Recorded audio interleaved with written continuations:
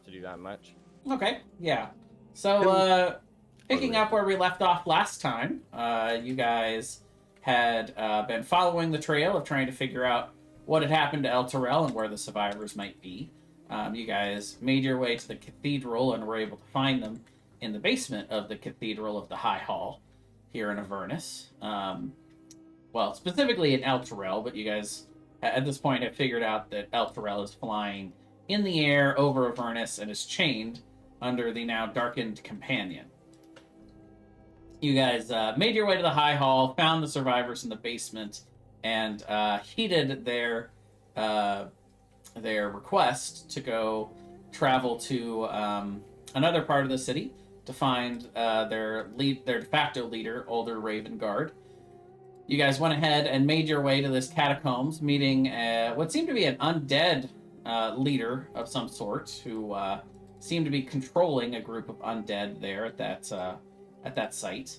But you were able to finagle your way through to be allowed down into the catacombs, where you did find Older Ravengard, who was struggling with a helm that had been that he had placed on his head, and was attempting to see if he could utilize it, and ended up causing him pretty severe pain, giving him visions, which appeared to be of a creature that you guys are, of course, familiar with, Lulu, the holy fant that you're traveling with. You guys then were able to discern those visions by Oljar going ahead and putting the helmet on and taking a bunch of psychic damage, before you guys eventually made your way back to the High Hall, discussed these revelations with everyone else, and have figured out that apparently at some point Lulu had helped one of Zariel's main lieutenants, went back when she was an archangel, to hide her sword, the Sword of Zariel. And at this point, Older and you guys have both surmised that the Sword of Zariel must be some key to saving El Terrell. You're not quite sure why or how, but it seems as though the conclusion that you've all come to is that in order to find out more, you guys will have to escape El Terrell and make your way down to Avernus proper and do some more investigating. You guys are familiar with the one of the first places that you should look out for is Fort Knucklebone. And Older would actually have told you guys that some of the scouts that had gone up above and observed from the ramparts that at the top of the High Hall, they would have said that they did observe a what looked to be a fort that was in the shape of a closed fist, that could have been Fort Knucklebone. It looked as though it was about 10 miles away from where El Terrell is floating up in the air. It's obviously down on the ground. And you guys went ahead and took a long rest, leveled up to level 7, and that is where we'll begin tonight. Rhea has said that she plans on staying behind, and you can tell that she's very thankful to you all. She says she's feeling a little trepidatious about not continuing with you all. I can't thank you enough for helping guide me here and helping me find my people. I do feel as though I'm duty bound to stay here and protect them, but I wish you all well, and I hope you have safe travels down below, or as safe as possible at least.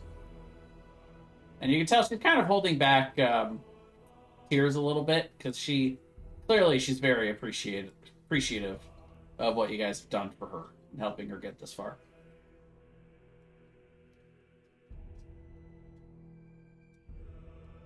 This is your chance.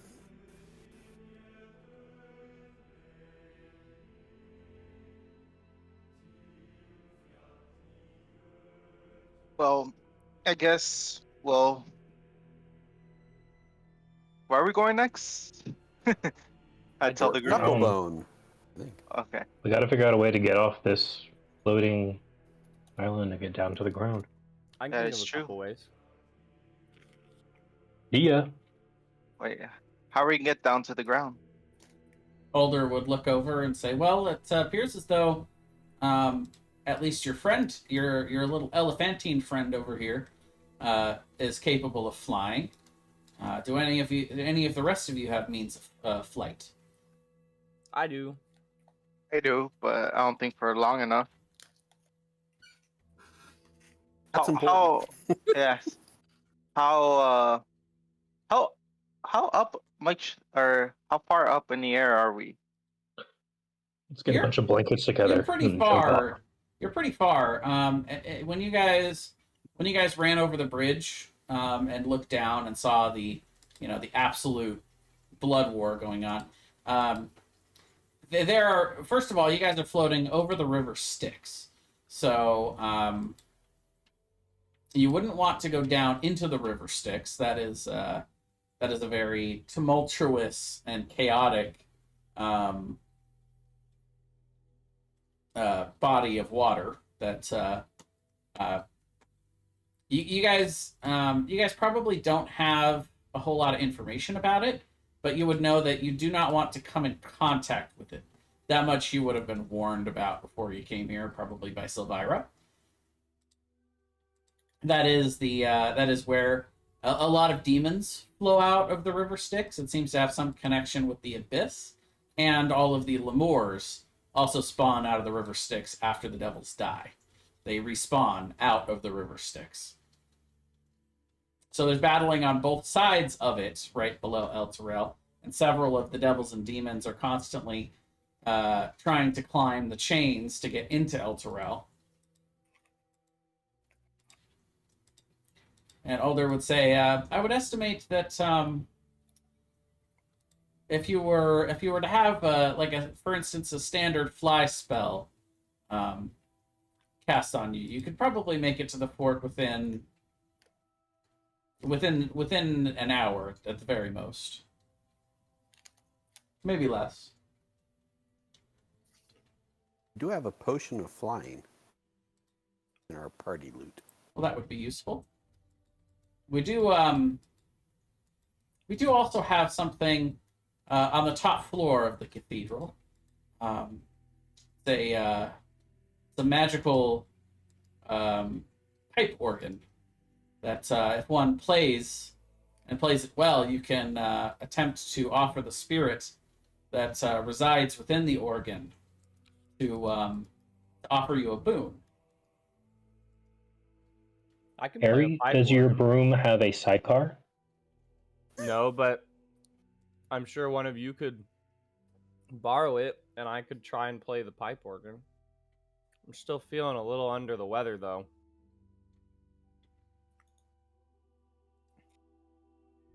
Organs are a string instrument, right? They're more of No. a keyed instrument, like a piano. They rely on hot air, so I think you're good. Oh, there's plenty of hot air in hell. I'm just messing with you. So I must admit, none of This goes right over none of Harry. us that have been up to that floor have come back alive. So I don't know if there's something nefarious up there, or if perhaps the danger has passed. We did have one scout that we sent not too long ago out and said he was going to go check up on there, and unfortunately did not return. So I would be remiss if I didn't warn you of the possible danger upon that floor. That is a helpful note. Well, so Old Jar, you said you can fly? For how long can you fly for? Well, let me see. I think 4 hours. I'd set it out. Oh. Well, I'm sure that's long enough. I mean, I can fly for 30 minutes, and then I don't know. I'm pretty much impervious to falling to my death. Well, I'm sure it's not going to take 30 minutes to fly down the surface. I'm not good at geography, distances, and such. Yeah. No, it's probably, I mean, we're high, but high in the sense of, not in terms of a distance, I wouldn't think. We're high like a butterfly in the sky. Well, higher than a butterfly, but. So that would mean if one of us could, well, and we got Mateo. Mateo doesn't probably have any way of flying, does he? Do not. Yeah. All right. So I think we're going to need some help. Unless we can share the flying potion, and that would give us enough to make it down. So otherwise, It'll only have one application, unfortunately. It'll be a one-use potion. Well, can we carry another person when you're flying, or no? Yes. Yeah, at half speed. As long as they're not, as long as they're not too heavy to weigh you down. Like Lulu would not be able to carry Old Jar. I would say that at half speed, kind of like the same rules as trying to drag someone. You would move at half speed to carry a creature that is at the same size as you are, or smaller. Where Lulu is a small creature, so she would not be able to carry any of you. I mean, if Ezra takes the, well, wait, doesn't Tim have the? Someone has the. Who has the org or the what's it called? The gauntlets of org. Ogre power? Ogre power. I Thank you. think both me and Tim have them. Oh, so you guys are pretty strong enough to then hold another human, right? I think we could, yeah. I I thought can one hold you had the Mateo, giant one. or I can hold Tim. You can hold the other person. Harry has the broom. Yeah, we go half speed, but how long you think? How about this? How long you think it'll take us to get to the ground? Yeah, can we estimate that? If one person, and then we. Okay, go ahead, and I'll have everyone roll a survival check. To kind of try to gauge the distance and speed of your flying and how long it would take you to get down there. I got a one.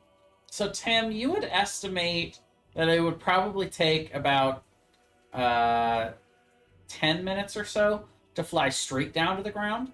But judging based on the reports that these guys would give you on the fighting below, if you wanted to fly far out enough that you feel like you would be beyond the bounds of the blood war raging below, it'd probably take you more like a half an hour.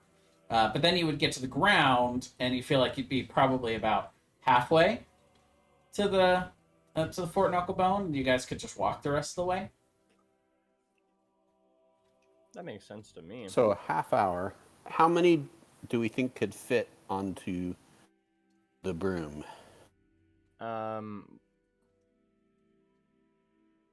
It has a weight limit, but it doesn't specify that it can hold more than one person.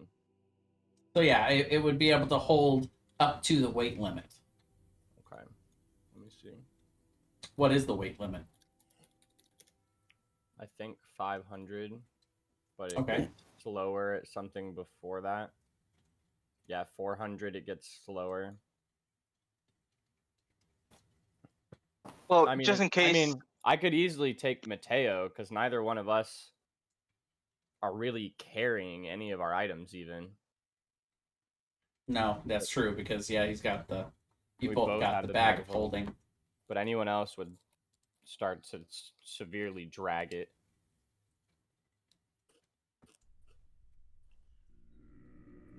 But our movement speed would still be 30 feet. How much you weigh it, Tim? See, it looks like my total weight is 173. 173. Well, you have to also. That's the weight of what you're carrying. If you look at the Okay. equipment, you also have to So take I'm probably into account also like your 120. weight. Let's You're see, 100 I'm what? fairly, and then so add 120 pounds, so 290-ish, 295. Yeah, I would say Mateo and all of his stuff is probably about 150. Okay, bet. Well then, yeah, me and Mateo can ride the thing. Well, if you guys want, we can go up to the organ either way. Have an extra flying item just in case. It sounds like that's probably what we're going to have to do. I don't think we have enough to get everybody down. Oh, I can just fly down by myself.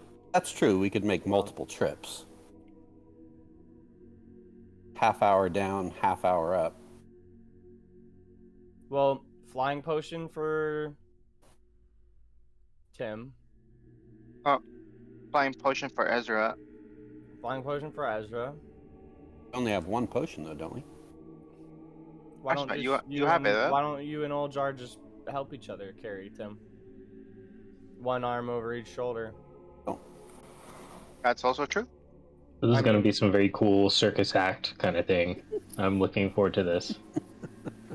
Can I start to make a harness of some kind? I mean, we have.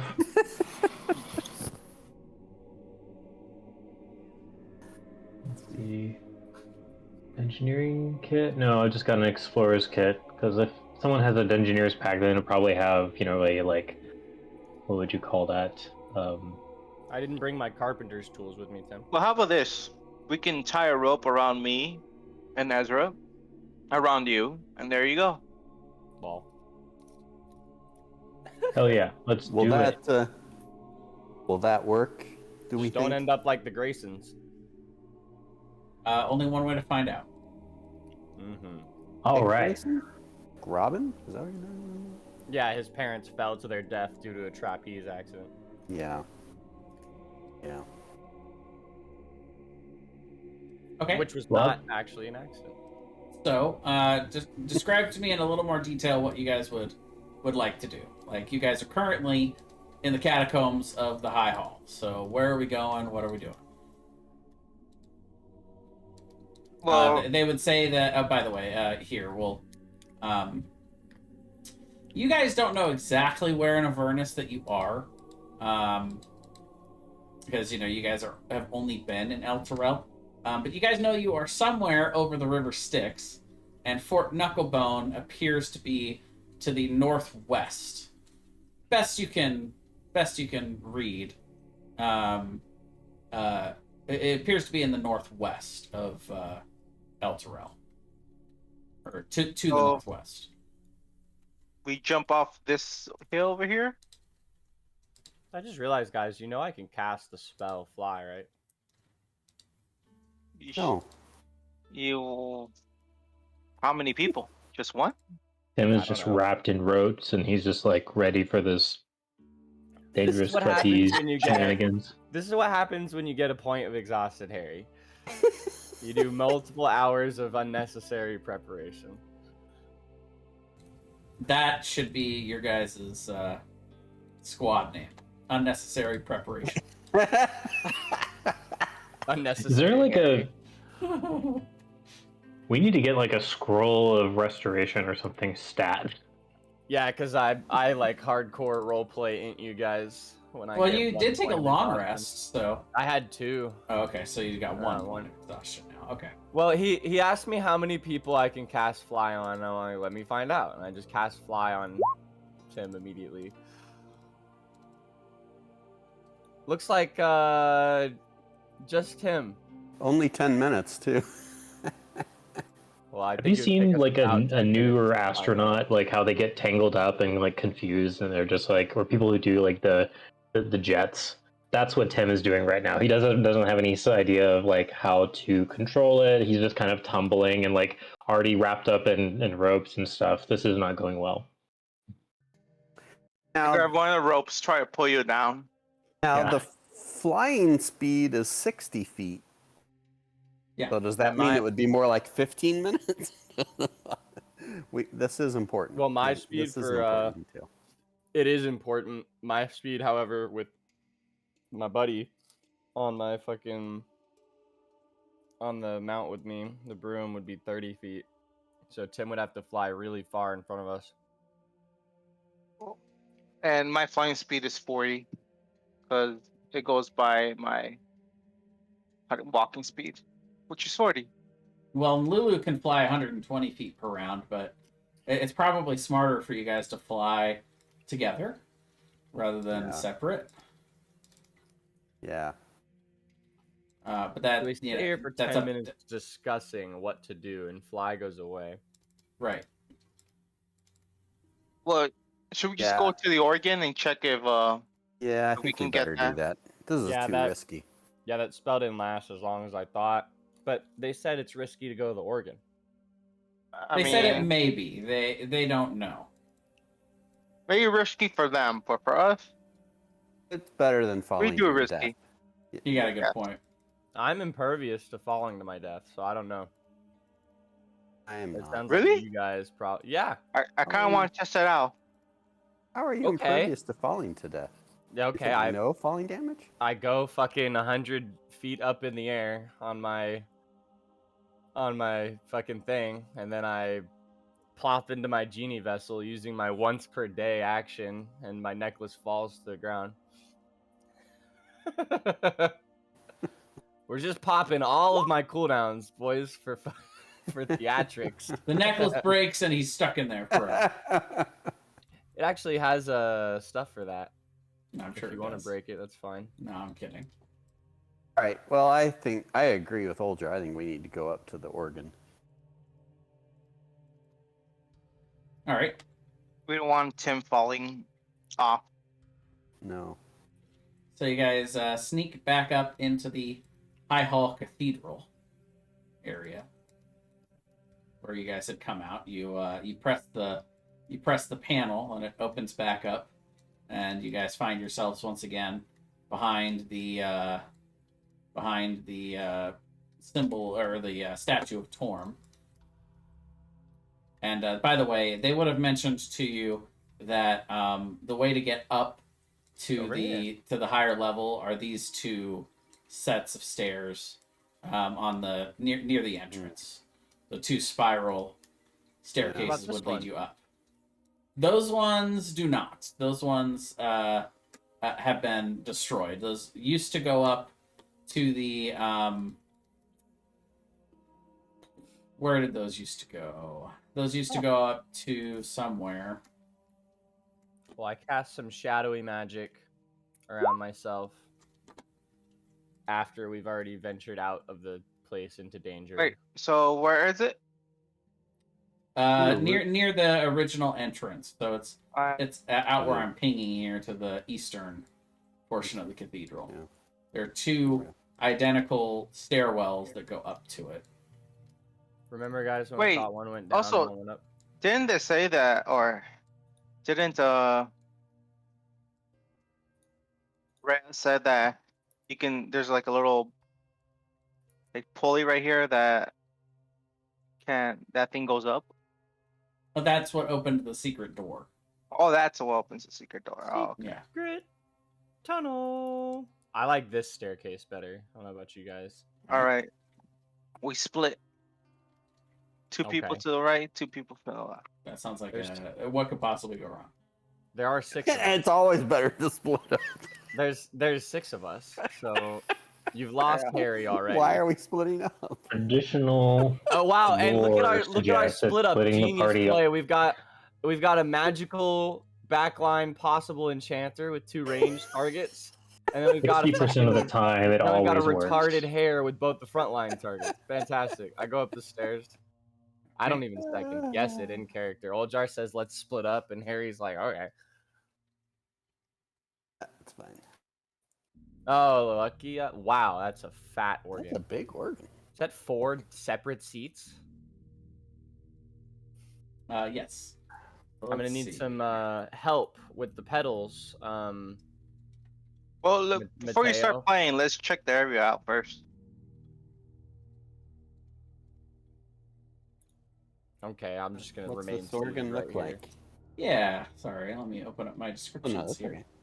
All right. Fucking massive. Situated open- atop this balcony is a magnificent pipe organ. Its ivory keys practically glow, even as the ebony keys seem to absorb all light. As you go up these circular stairs, you guys see this massive organ that takes up most of the room. You guys also see behind you what looks to be a top level. It does go all the way back through the rest, but it looks like it's just completely empty. Pews and resting areas. There's nothing significant out to the left of the map. But there are also two large curtains that cut off here, and there appear to be probably something more behind those. But this is definitely the main chamber here. Hey, let's go into the curtains. Check the area out before we start playing it. Okay. I just sit here still. There's a spirit within the organ or something, right? I'm kind of looking at like what foot pedals it has and all the keys. Is there anything? Is that sheet music on top of the organ? Like what? There are things on top of the organ. I can't quite tell what it is. Those are the pipes, right? Yeah. Oh, you mean here? Yeah, exactly. Yeah, those just look to be papers that have, various hymns and, just Gotcha. standard, standard Bible stuff. But here you guys see small ramparts that look like they have arrow slits. This could be possibly used as somewhere to defend if ever there was a siege on the tower. You do see a few corpses here as well, unfortunately. Looks like somebody may have met their end here. Some guards or some guard types here in El Terrell may have met their end here, but it doesn't appear as though you see anything hostile. Is there anything on the desk? Nope. Empty Oljar, desks. you want to go check the northern turret? Yeah, let's go. This might be the defensive positions they took. Yeah, And they makes got sense to overrun. me. What's this here? Is this a? Where's I don't want to reveal something. I'll do it. Okay, so it's a doorway. Yeah, the doors leading out to this balcony are locked from the inside, but you're able to unlock them and head on out. The balcony is about 30 feet above the courtyard below. So you guys see the courtyard opening that you had come in on the front side too. Oh, okay. So I'll just peek my head out and look at it. Okay. So, yeah, if we want to be aware of this door, can we, Uljar, do you think we should bar the door after us? Kind of close it and... Yeah, I think that's a good idea. I feel like I should just delete this because you guys would be able to see. Here, 1 second. Yeah. I'm just going to drag one of the tables from here and just kind You of... guys can see it all the way out. Oh, nice. Okay. Beautiful. Yeah, I'm just going to drag some of the furniture here and just kind of block that entrance, and then... Well, it locks. This locks from Okay. the inside. Cool. There's like a metal bar that goes across the door. All right, one more turret to check out. Hello. As you cross into the top turret area, you see what looks to be a traumatized male human guard that is cowering in one of the corners. He sits curled up and whimpering to himself that everything is going to be okay. I'm going to approach with my hands up, no bow drawn, just saying, speaking in low tones. You're right. It is going to be okay. No problem. Who are you? He kind of holds his sword up. We're adventurers.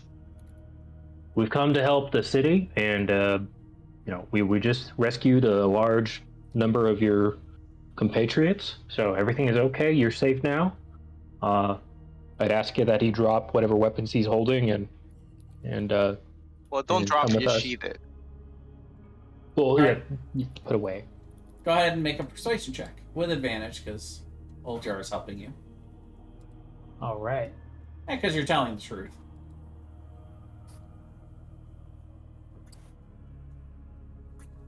Let's see. He doesn't look to calm at all. And he says, I, I don't want any trouble. Just leave me be. We're no trouble, partner. We're just trying to. We're in here. We're gonna be using the organ just behind you. In a few minutes. We just a heads up. I understand you're justifiably pretty jumpy, and so you can stay here, or if you can come out there, just be aware. If you hear any noise, that's gonna be us. Sound good, buddy? But what if the music attracts more of them? That very well will be, Like but mine too. for us to help the city, this is an important first step. Understood? Basically, you should go back to You go downstairs, down into the crypts. There's a large group of folks they've barricaded themselves. They're safe. They have supplies now. We've assisted them. Okay, let's make one more persuasion check, but this time it's a straight roll. Oh God.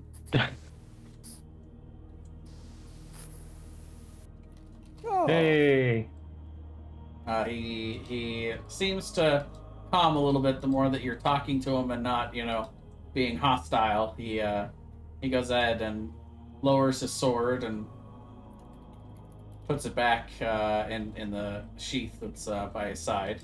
Says, all right, well, I suppose I can try Like, to you done good.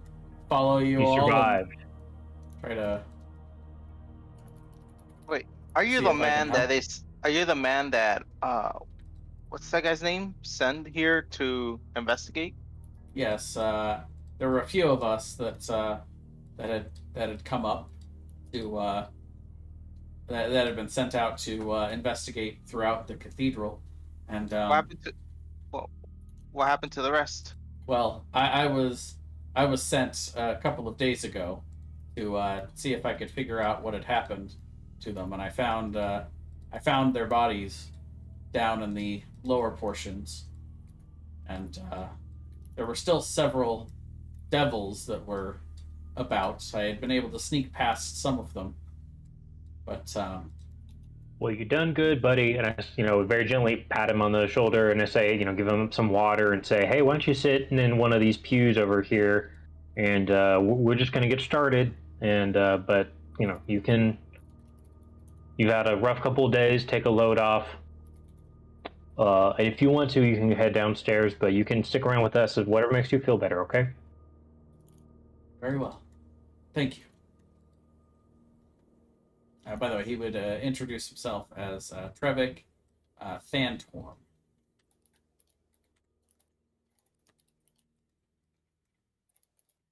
All right then. So who's playing the piano?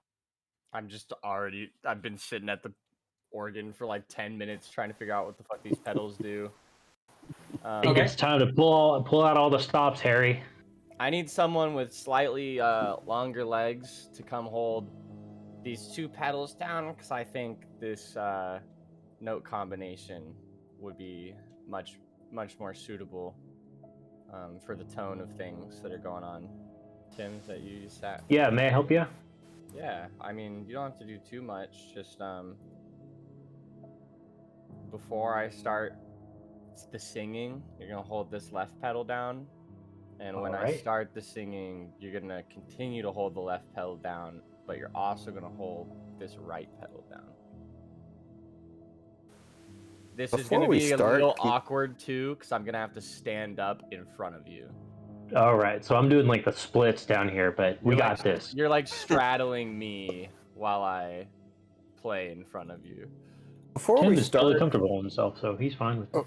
before you start playing, I just want to vocalize out loud, in case this is a spirit that listens, that our hope is to defend the city, and we're just trying to get safe passage down to Avernus to help move that process along. So if You that can talk to spirits? helps Okay. That's right, yeah. persuade, then we would. That's why we're here. Make a persuasion check. I'm like, Ezra, you can talk to spirits? Since when? Well, I'm just talking out loud. I don't know if anybody's too. listening, but He's the cleric. All right. You're a cleric? I have 1 level of cleric. He's sort of a holy person. Can I guide myself on the? Sure. Why not? All right. Oh well, maybe I don't need to guide myself. There you go. You felt like you made a pretty, a pretty persuasive argument as you're calling out in the general direction of the organ. You don't know what, if any, effect it had, but you guys are all impressed at the theoretical diplomacy that Ezra is putting forward into the universe. All right. So what would you all like to do? Hold on, I'm almost done writing my lyrics for the song. Can I get like 2 more minutes of random dialogue from you guys? Oh, Ezra, what god do you believe? You're forgetting. It's a complicated stuff. This is like a, when we're at our darkest moment, I think that's when I'm going to be ready to share my whole history with you guys. So it's just something to keep you in suspense until the moment calls for it. I don't believe in. Well, I do believe that gods exist, but Yeah. I don't think gods are good. I think they're selfish beings. Well, I understand how someone might reach that conclusion. Well, I think my whole clan or species reached that conclusion when we prayed to these gods and nothing happened. I crack my knuckles. I ask Seni for guidance in this great endeavor as I'm branching out to a new style of music. With the assistance from my fellow Tim, I will not have advantage, but only have normal, because I have disadvantage. What would you like me to roll to see how terribly I perform this song that I already wrote? Okay, so as you reach out to begin playing the organ, you actually feel some sort of magical connection with the keys as you begin to play, almost as if it's compelling you to play a particular song on it, as if the instrument itself is sort of guiding you to play what it wants you to play. It definitely wants me to play Harry's World, right? My rendition of Mad World. By the way, you guys might want to turn up the music a little bit if you guys don't normally have it up.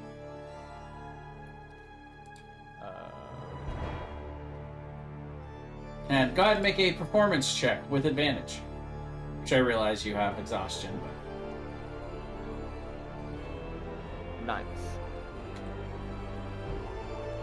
That's a 14.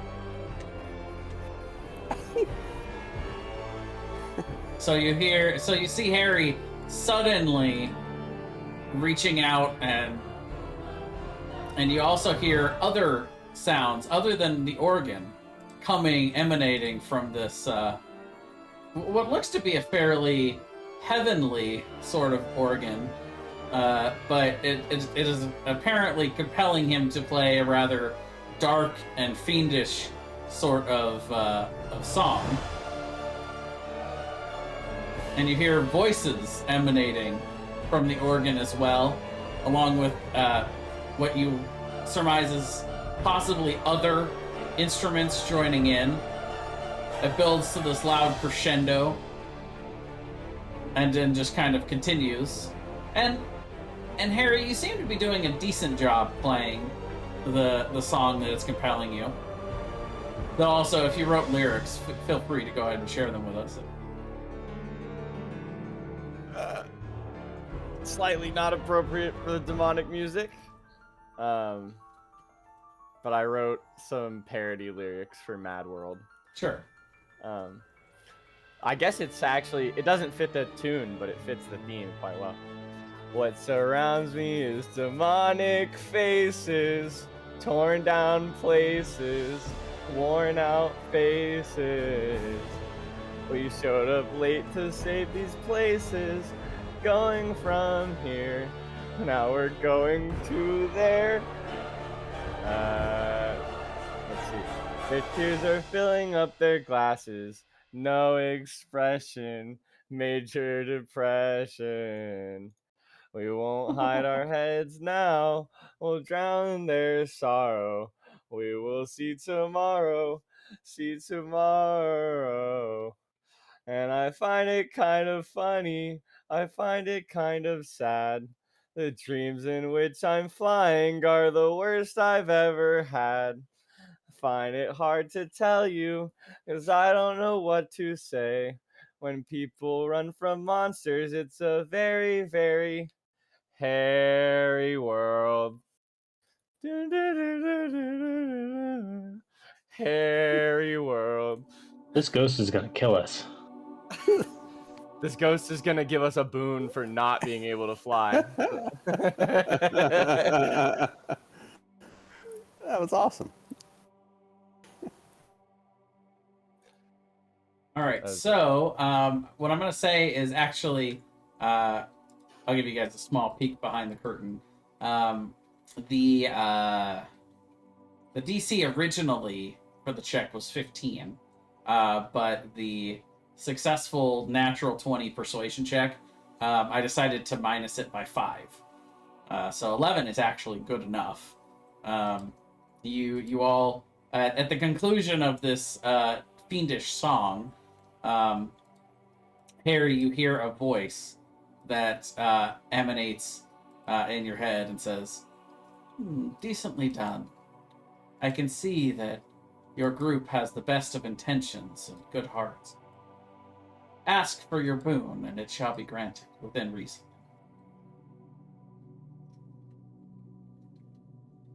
Ask for. Who's it talking to? You hear that in your head. You were the one playing the song, so it's communicating with you. All right, we're gonna roll insight here. Sorry, guys. I would like the inability to take falling damage for my whole group. Immune to falling to death from great heights, as we were planning on making a treacherous venture downwards. Okay. You can make the venture untreacherous. Great one. What the fuck am I talking to? You all feel a general glow. You actually see the keys begin to glow, and there's a small glow that surrounds each of you, and you actually get a sense of the boon that you all have had essentially a 1 hour casting of Featherfall cast on you.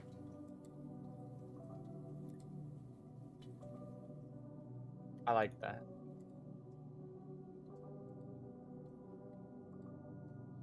Right then. All right, guys. I think this fantastic spirit has granted us the inability to fall to our death. Let me try it out. Eee. Yeah, Hey, Hey, can we, just take isn't my the word front for door it. over The here? last time I said I was we just- immune to falling to my The death. front door is over here. It's on the east. Oh, but here's a quick question though. So this river Styx is directly underneath us. So if we just fall straight down, then that's still bad news for us, right? So if you begin falling, you fall with the same trajectory that you were going forward with. So for we need instance, to- if you were Is there a to window over here? if you were to yeah. So there's a gate right here, and then there's a balcony out here.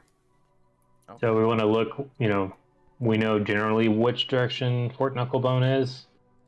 You know it's to the northwest of Elturel. Okay, so then we went to... I was about to make a fucking mistake then. I was about to jump out the window to the south. Okay, so Because if we're on the wrong kinda side of the need to- sticks, we're screwed. We're Well, also you are on the wrong you side of are town. in Elturel. You are directly over the river Styx. You're not quite sure. You're not quite sure where along the river Styx, because I'll remind you, you guys have the. Let's see. I tell the boys we need to go to the center river area and jump down immediately. Trajectory be damned. I don't think so, Harry. That's like the worst idea ever. The river Styx is really literally right below us, right? I can change our trajectory midair. So can you. Oh, that's true, but about the beast. As somebody who is just going to be following gravity's dictates, Tim is not super stoked about that, and You can take your chances going all the way to the northern side of the town before you jump, by all means. I'm going to jump from around right here. So yeah, you guys have the poster map. So yeah, you guys would know that you are somewhere along the river Styx. You're not quite sure where, but you know that Elturel is floating above the river Styx, and Fort Knucklebone, by the way, is not on the map that you guys received. But what you know is that Fort Knucklebone is about 10 miles to the northwest of where you are. Is this it? Never mind. I can't ping that. That was dumb. You don't know. But so yeah, I guess well, you guys actually, I believe, have control of your marker, so you can feel free to go try to move where you want to go in Elturel and do what you want to do. I do not have control, Do- but I would like to go to this edge. Here, sorry, we're gonna. Who can control this? All players. There you go. Do we know what the rate about how fast we'll be falling with this? You guys kind of Featherfall? test it out by just going up on something and falling. Featherfall. Let's see. I can just look up Featherfall and we'll see. I think it's 60 feet per round. Per round, yeah, that sounds right. So all we have to do is start getting each other's trajectory right after we jump. And then we're good. And I mean, if we like hold hands, let's say, or lock arms, falling at 60 feet, but Harry has his broom, and so he could sort of, I actually have 3 Hug us. sources of flying. so he could kind of pull us in whatever direction we need to go into. Creative. Yeah, we could also we could link the first 2 people in the formation, the strongest, could hold the broom. And then the 2 people at each end, I could cast fly on one to help redirect us, and then I could cast a personal ability that also allows me to fly. And I could get all of our trajectory vectored in correctly. Probably attuned to your broom. So Nope. You do not have to attune to the broom. It is not an attunement item, that is correct. The downside to this is you could grab my broom, and if you know the command word, like you've heard me say it, you can just grab the broom and move. well, So any probably have a limited up, I'm fucked. probably have a limited amount of time here. Yeah, I go straight to this ledge right here, and I just look at you guys, and I'm like, all right, if you're coming, you're coming. If you're not, I'm about to jump off. Well, wait, but let's. I am. Well, My vote Harry's is we need to jump sooner versus later because I don't know how long Sooner the spell versus will last. later. Got it. I fucking You guys slapped. would know. You guys would know that it will last 1 hour.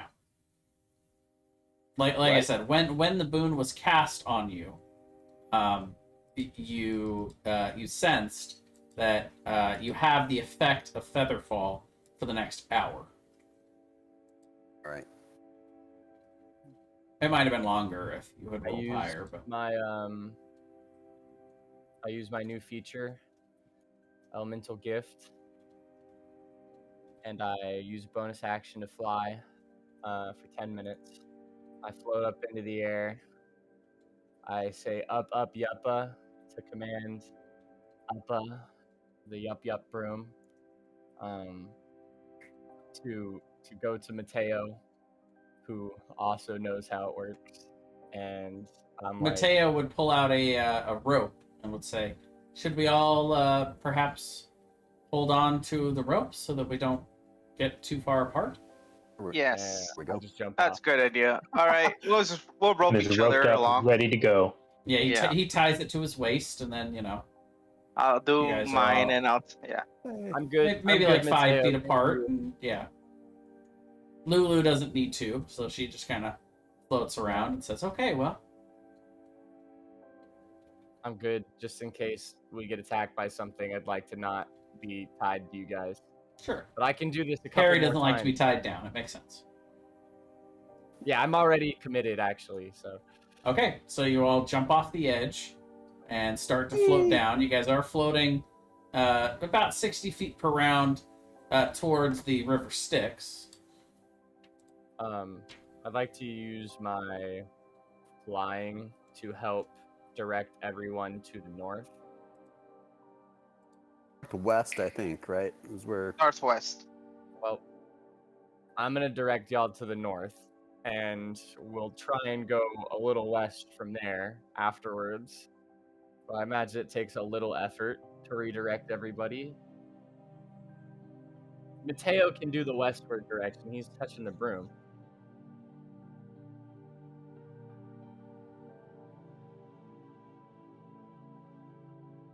Yeah, so you guys are able to direct the falling members, and you guys would actually, you would notice that the river Styx is running north to south, Or somewhere between here. more or less. You know, you do see how it veers. Yeah, we're somewhere between the very bottom and the very top, right? Are we seeing any other landmarks that we recognize? Make a what would this be? Nature or survival, whichever you prefer.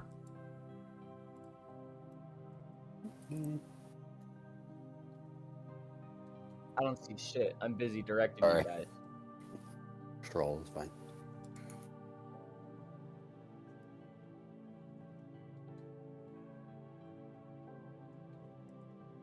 I'm too worried about whether or not you guys are going towards the river Styx still. Which, with a natural 1, I might even steer you into the river Styx. Sorry. You didn't really need to roll for that. Going in a direction is not a skill check. I was rolling for landmarks. Oh, okay. But yeah, for landmarks, let's see. So you guys have. Boy, I really ought to just keep your guys. This is the Mines of Moria.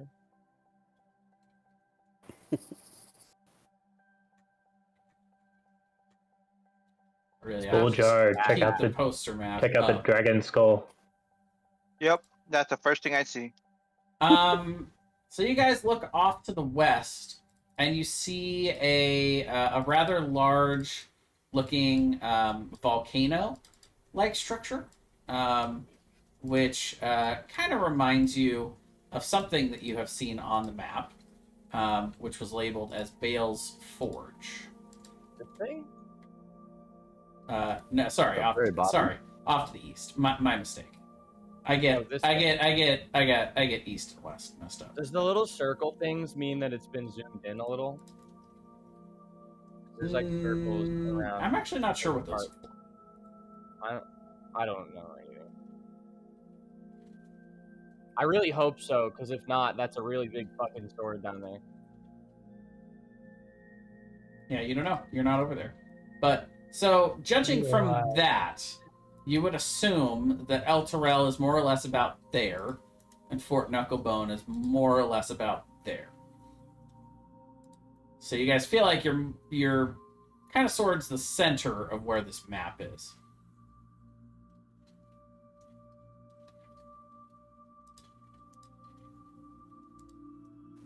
I see.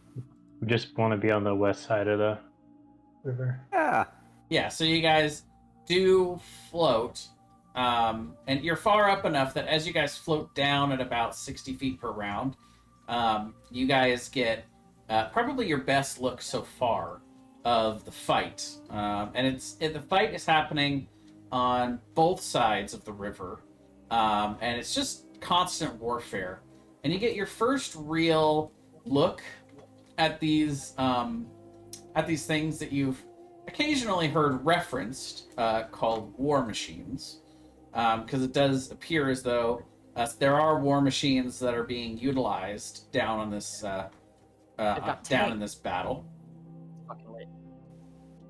Let me go ahead and give you guys a thing.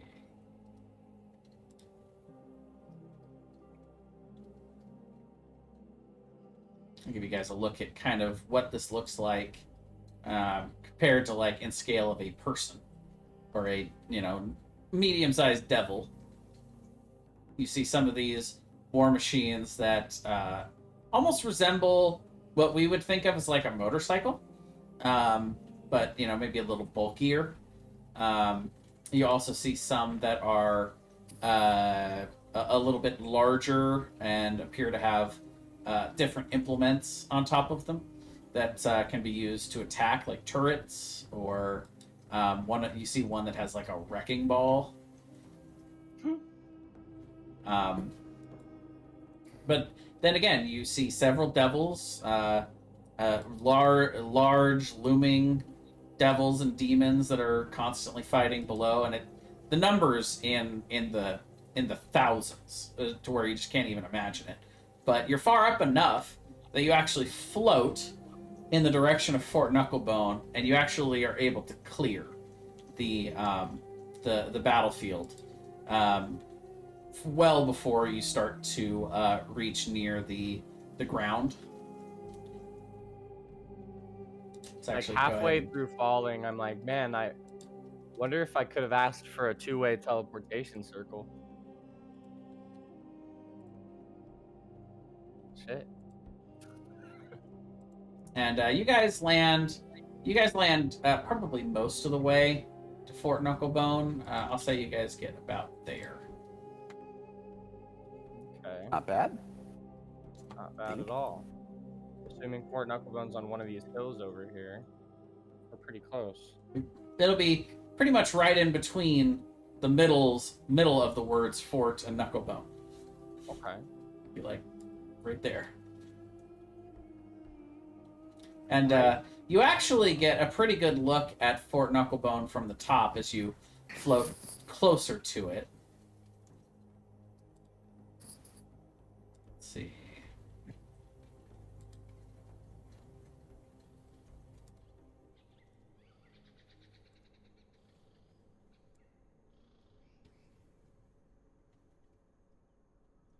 Pretty shit.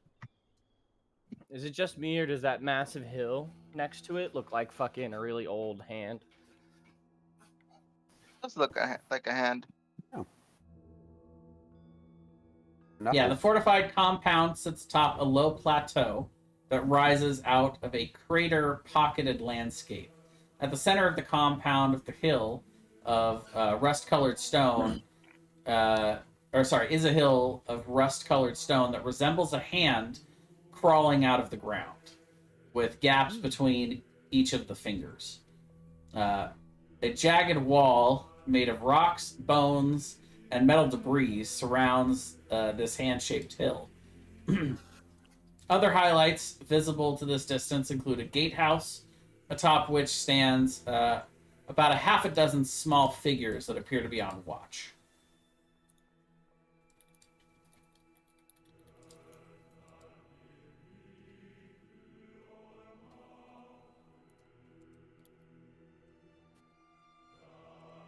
And as your feet reach solid ground and you touch down, you realize that for all of you, This is your first actual steps, true steps, onto another plane. Well, for the most part, anyway. Some of you have been, like, to the Fey realm, but welcome to Avernus proper.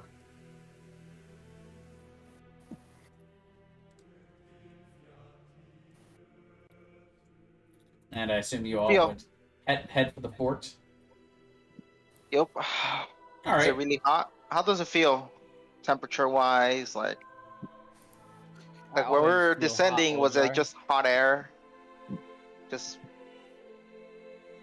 is it hot, dry air? Is it humid? What type Yeah, of- I mean, in general, the conditions are not comfortable in Avernus. You know, I mean that's maybe a little obvious, but Yeah, does it feel stuffy? yes. What type of uncomfortable? Yeah. That's what I'm asking. Well, hot and humid, first of all, and you could tell that you would not want to travel too far on foot in a place like this, because it would be very draining on you, and you could tell why. Probably the Infernal War Machines not only seem to be fairly popular, but were also advised for you mortals traveling around Avernus, because you feel like you would easily get exhausted trying to travel through this place. Not just what I need. More exhaustion.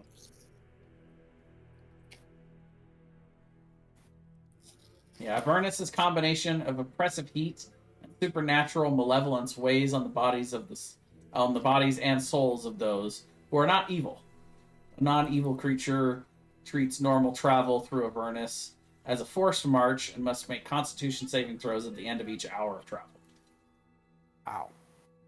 Luckily, the fort is not actually too far away from where you are. I would say it probably takes about half an hour to make your way over there.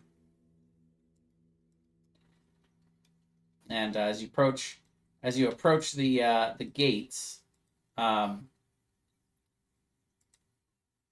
you see the area enclosed by a rampart is littered with trash and mechanical parts, some put together in a way that resembles a vehicle. Oh no, I'm sorry, I'm reading the wrong thing. Whoops. Monkey. Shh. Quit your bitching. But yeah, you approach the gatehouse and you see these small fey, almost fey looking creature. Let's see. Give you a visual.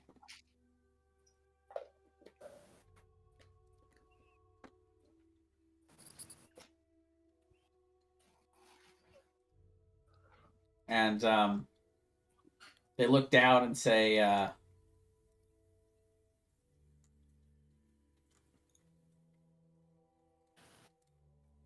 "No closer. What's the password?" Fuck. Does Boot up your ass. does anybody know the password? We weren't told there I was think a we were password. given a password. You see this creature turns around to the back, into the fort, and says, "Hey, what is a boot in your ass? Is that right?" It's like you're a similar creature calling up from below.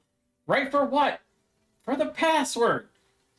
I don't think we have That a was last password. week's. Dang, close. Who are you? What are you doing here? We're here Travelers. to buy a car. I forgot what it's called, but I said the normal name, not car. Sure, a war machine. War We're here to machine. buy a war machine from Tony Stark. Hmm.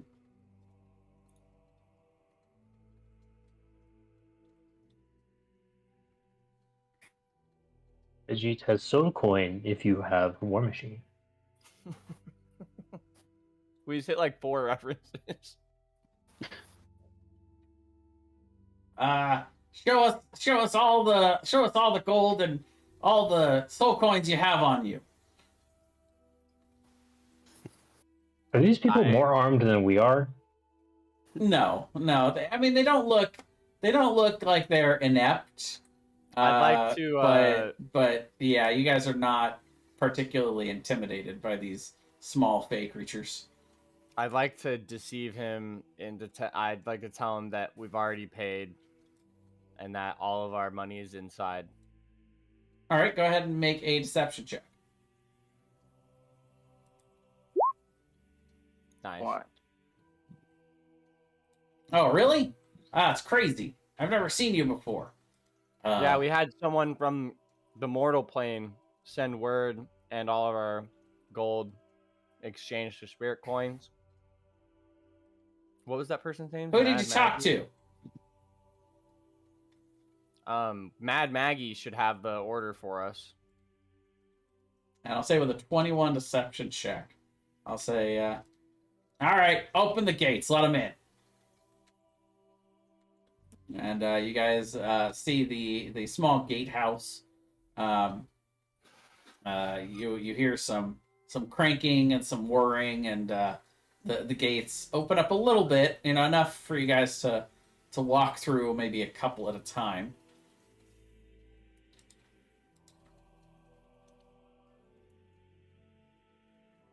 And as you guys walk in, you can see there's probably about 6 of these red cap creatures that are up there on guard duty. And you see several things as you walk in and start to look around. You see several of these. It almost looks like a scrapyard in some ways, where you can see parts that are littered around. You can also see small areas. First of all, the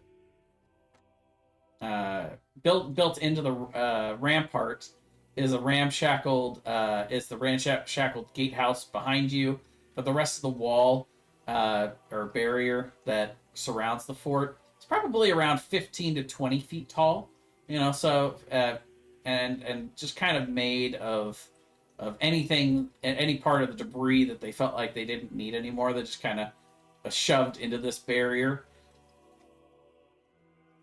Within the rampart, surrounding the hills, are hovels made of junk and scrap metal. These quarters are mostly empty, from what you can see. But as you go in, you see a fortified compound that sits atop a low plateau that rises out of the crater-pocketed landscape. At the center of the compound is a hill of rust-colored stone that resembles the hand that you'd seen. And the area enclosed by the rampart is littered with trash and mechanical parts, some put together in a way that resembles a vehicle. Ramshackled structures built from the same junk as the outer wall provide shelter in here. You see a platoon of small fake creatures that mill about. They all look like feral gnomes a little bit in a way, these red caps. Several of them sporting some of them actually drip with a vile ichor. Very strange creatures. But as you guys are starting to walk around a bit, you see a pair of kenku that are examining one of the strange-looking vehicles, chattering to each other in high-pitched squawks. These kenku carry an assortment of strange tools, and when they see you, they turn and stare in wonder, as if you're maybe the first mortals they've seen here in a very long time.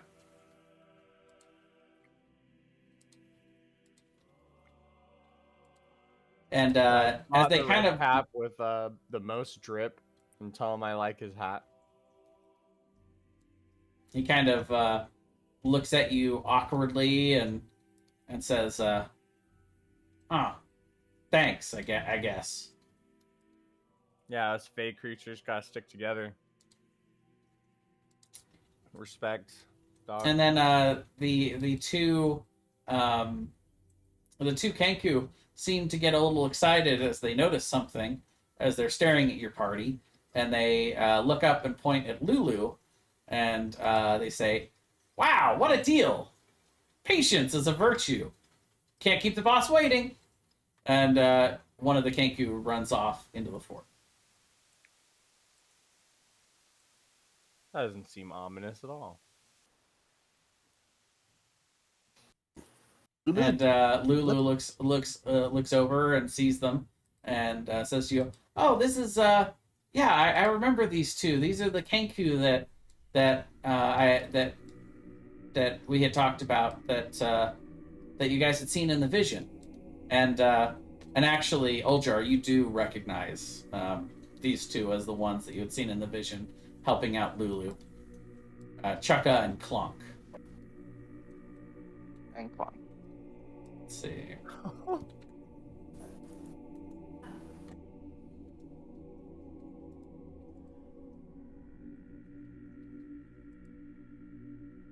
I wonder who they work for. Moments later, you see the Kenku returns, leading a tall creature wearing a long, tattered shift covered in mud, blood, mold, and other worse things that you can't quite identify. The hag's eyes seem to move independently of each other as she approaches. Her shaggy brown hair in front of them. Resting on each shoulder are red-eyed ravens that scrutinize your group. Behind her, a hulking creature built of disparate fiendish parts trudges, moaning and hopping as it walks. Let me go ahead and get you the handout for this.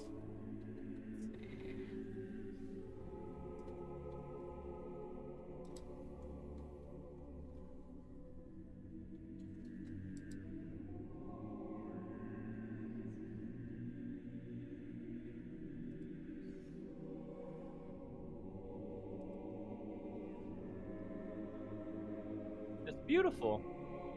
Looks All right. ugly. And by the way, I'm realizing now I forgot to change the music. My bad. Totally the wrong vibe. Look at that holy creature. This music's perfect. I know, right? It's like, we're not still in the high hall. Hold on. High hall. High hall. Mickey, wow. Oh, Mickey, you're so fine. That's what I was thinking.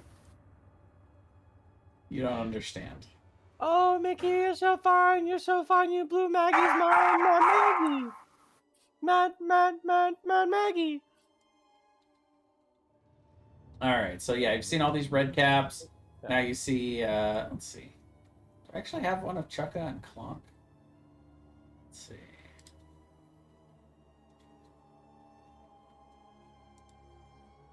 Well, I don't have one specifically for them, but Kenku. That's what I have for them.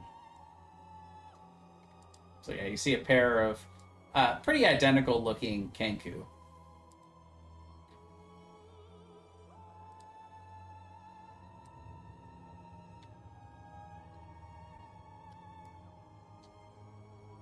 So this creature that you guys would assume is Mad Maggie from the well, the expectation that you have at this point of what you're looking around for. This hag, suddenly both of her eyes keenly focus on your group, and specifically on Lulu, and she says, "Oh my goodness! Where did you find such a treasure?" And as this hag croaks out her words, you see a little bit of spittle dribbling from her mouth. You kind of found us, honestly. Oh, did she? I'd very much like to hear about that story. It was pretty mundane, honestly. We just came into Candlekeep, and you know what? That was rude. I'm Harry. Nice to meet you. Harry Daggerhop the Third. I believe that you are Mad Maggie. That's As we've heard correct. fantastic things about how you run the place around here, and And possibly where did you something hear to this do. from? Some archmage. I forgot her name. I got hit in the head really hard yesterday. I know one of my friends knows her name. Friends. Mateo says, from Silvira, Savicus. Oh, yes. She's been down here a few times. But it's been quite a while since we had any mortals running around here.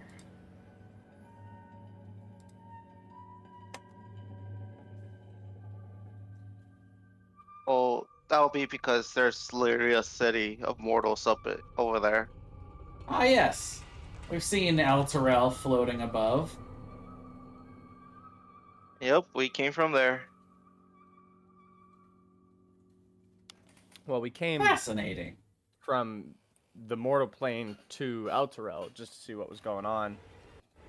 And our lovely archmage friend said that she was going to send word to you about her belongings, possibly. Did you ever receive that note? Well, you guys have the note in your possession. She wrote the note and letter and gave it to you. And said that you could take it to Mad Maggie. Which I would remember after asking if she got the note. Yeah, you would remember that. You would have remembered that. I know, it's been a little while. It's okay. I do have a 6 wisdom. True. Oh, She would say, we have then the I note. guess she would say, no, I haven't received a note yet. Oh yes, he's talking about this one, and I give her the note. All right. She that plucks makes it. sense. She plucks it from your hand and opens it and reads it. And what? Meanwhile, you see this large creature standing next to her is kind of looking over all of you, and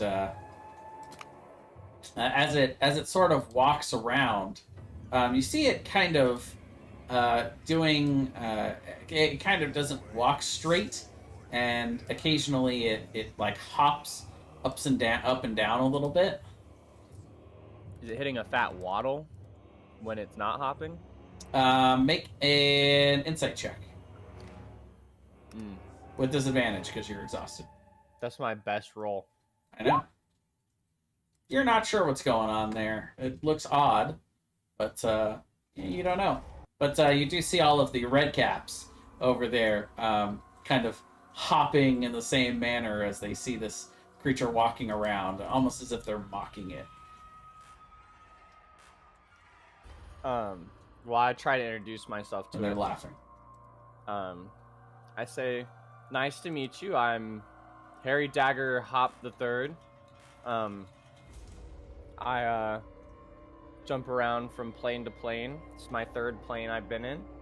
And I've never seen such an interesting creature before. What's your name? Yeah, I'm talking to the guy with the tube in his mouth. Sure. So let's see.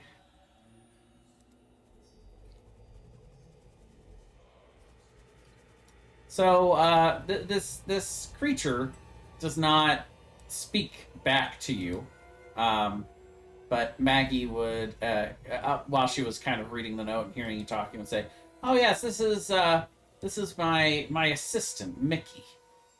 He doesn't have the ability to speak. He's what we call a flesh golem.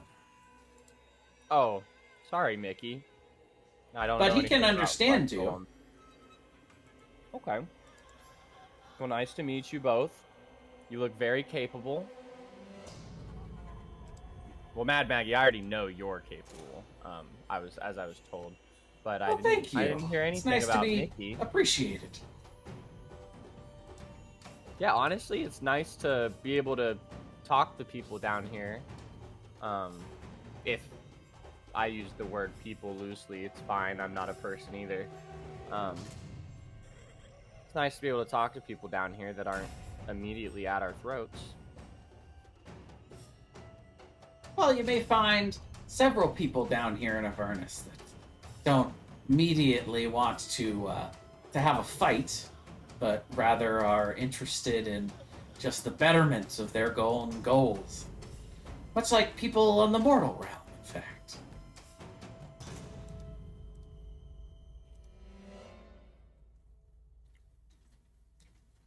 But it appears as though that Silvira wishes for me to grant you the boons that she, in repayment for what she had bestowed upon to me when she decided to leave this plane, which she had left me with 5 soul coins.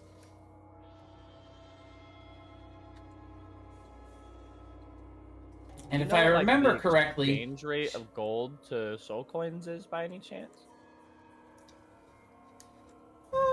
it kind of depends on who you're trading with and what use they would have of your mortal currency. You know, a better question I should have asked is about how far can one of these infernal machines go on a soul coin? Well, it depends on how many charges the soul coin has. Most charges are only have one. Most coins only have uh, 3 charges when they begin, and essentially you can use a coin for a few different purposes, but they're mainly used to power the war machines. That makes sense. But what else can you use them for? Well, you can use them to drain life from the inhabitant of from within, Okay. or you makes can sense. use them to telepathically ask a question of the soul that's trapped inside. So I could, like, make friends with my soul coin. Well, Theoretically. you won't be able to talk to it regularly. You have to use it one of the 3 charges on the coin to speak with them. So Oh. In that case, they probably wouldn't be super foregoing of information.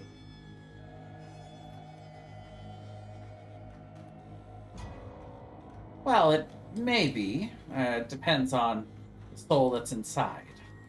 I often guess find the that question many is of the asked. souls in these coins don't know much.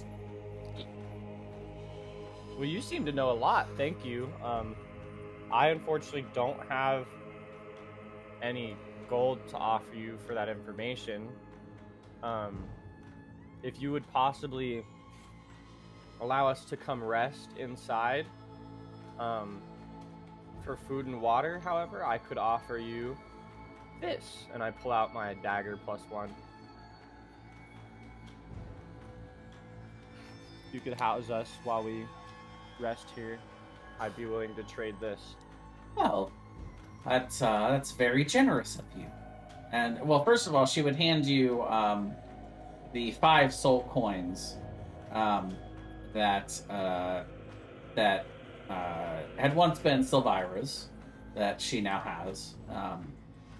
I don't me- like the connotation behind that, so What? I don't take those myself. Behind the fucking soul coins. Oh, okay. So if someone else wants to put those in their inventory, Let's see. Well, we can put it in the party loot. that's Mateo's bag, right? Not mine.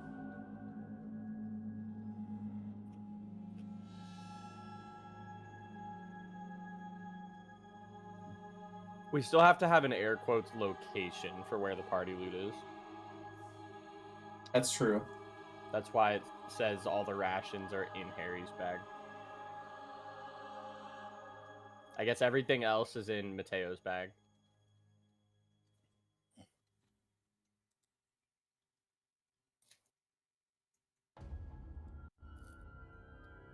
Ah, there's the soul. Why won't it open? I guess I'm gonna have to restart 1 second here. But yes, Yeah. she would allow you inside the fort, and there's a couple of areas in each of these knuckles, essentially, in between the fingers of the mountains, where there are little workstations. But it appears as though there's only one real comfortable living area, and it looks to be where the two Kenku sleep. You would get the idea that pretty much all the rest of the people here in Fort Knucklebone don't really need to rest. They don't probably need food or water like the rest, like you mortals do.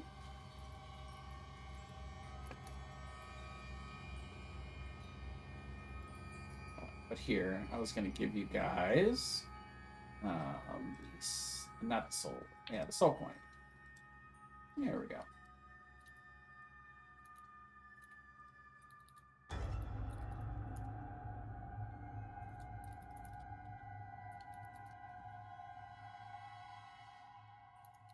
Well, the letter from Silvira also told me that she wished for me to bestow upon you her infernal war machine that she left here, but unfortunately that has been scrapped and has since then been remade into other war machines. But I may be able to offer you one of the war machines that we are currently housing here at the fort for you to be able to travel around in. Yeah, and we only need it temporarily, so of course we'll return it with as little damage as possible. Oh, well, damage tends to happen. That's why I have Chukka and Clonk here. They do all of our repairs. I actually put a picture of fan art picture of Chukka and Clonk in the Discord. That image is backgroundless, by the way, so you could even use it as a token. Cool.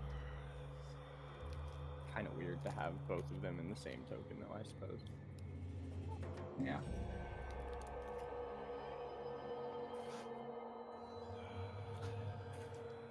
Wow, the soul coin looks badass.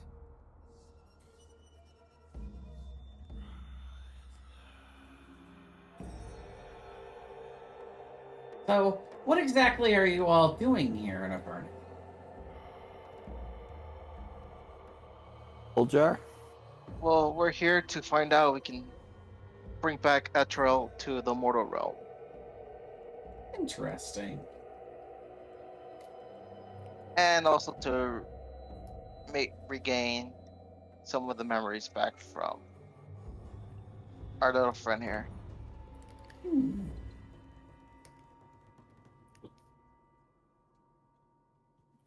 What do you know about this? About Lulu?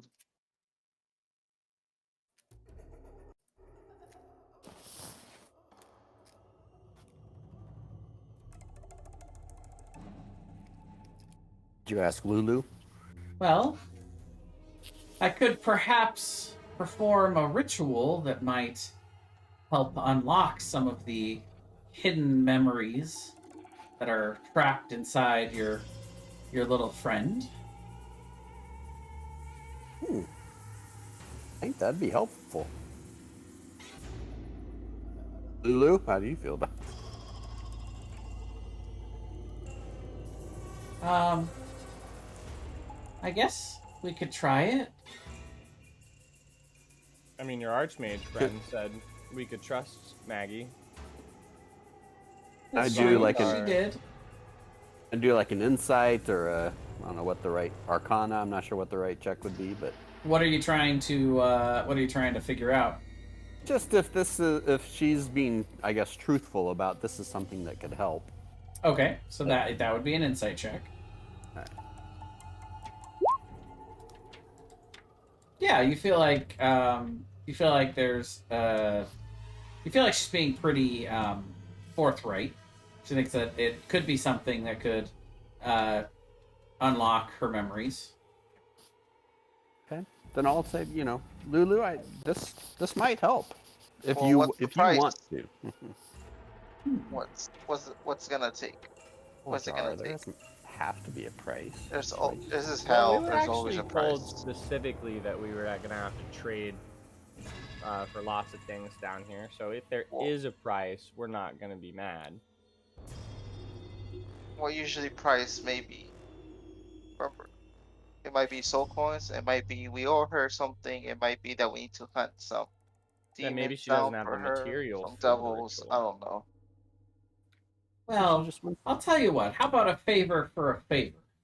See, I'll perform the ritual, and you all can commit that if in your travels you happen to come across any uh, other war machines that happen to come under your control, or any war machine parts that you come across that seem in fairly good condition or intact, you'll simply do your best to bring them back here and leave them before you go back to the mortal plane.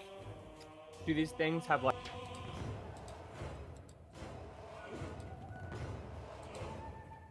Do these things have what?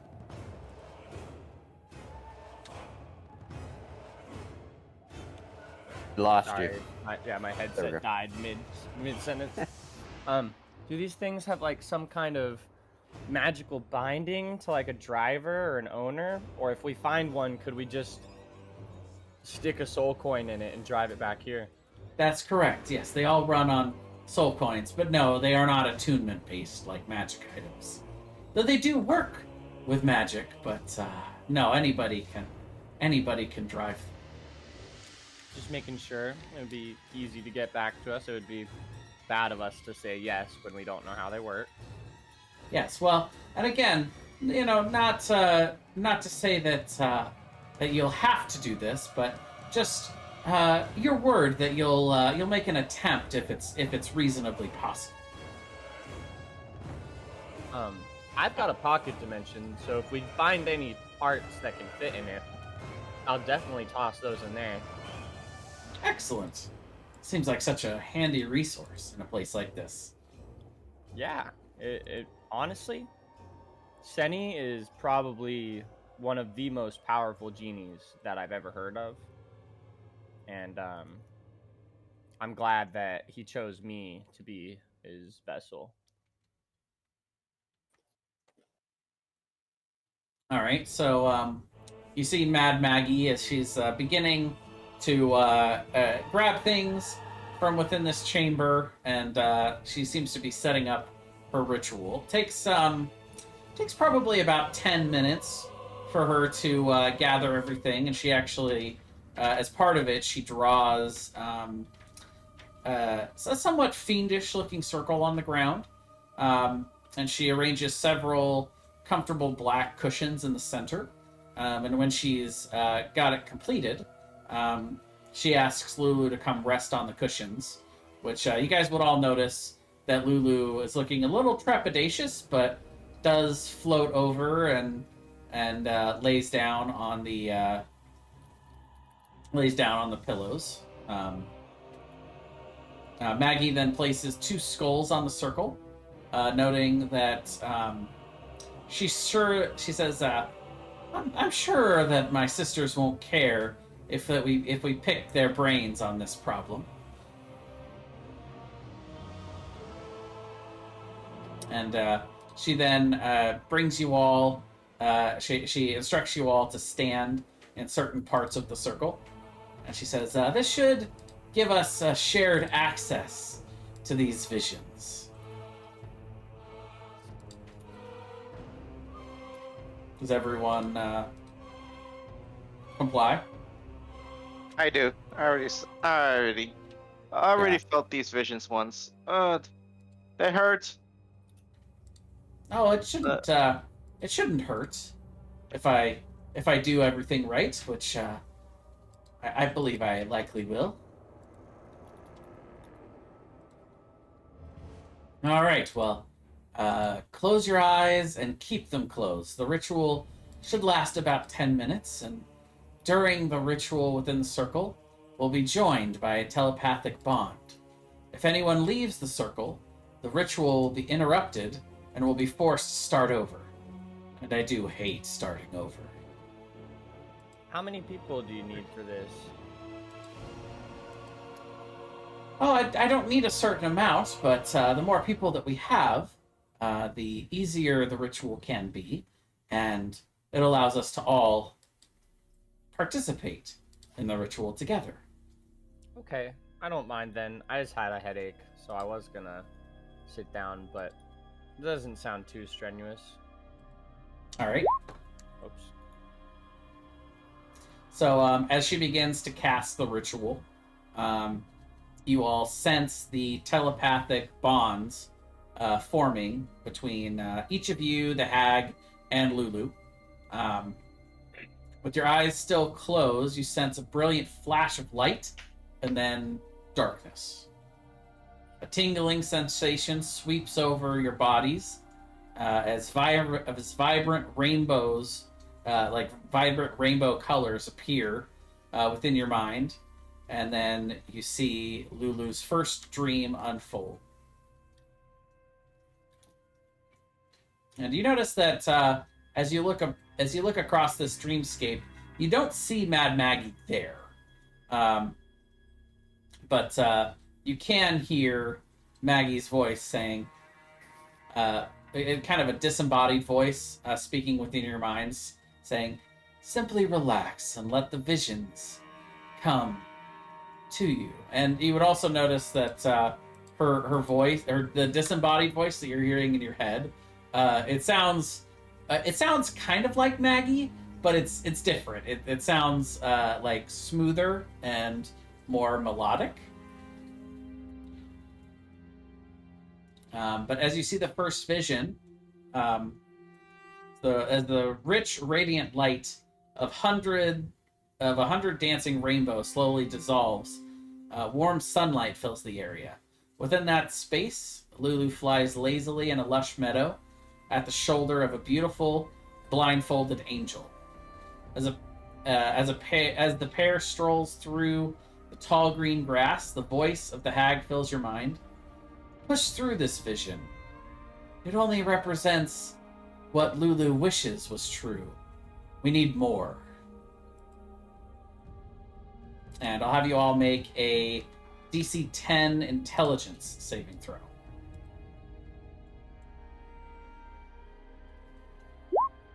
Motherfucker. No, Tim. I hope this doesn't make Tim permanently dumber. Don't. Okay, let's see. What? Everyone loves you, but you gotta be quiet.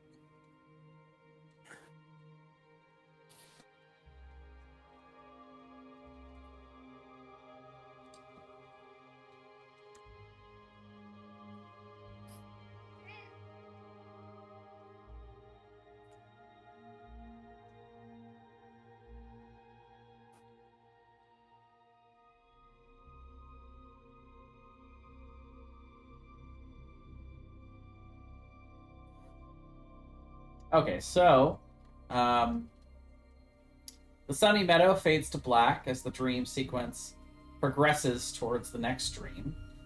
You see a flame-encircled battlefield that appears on a barren hellscape.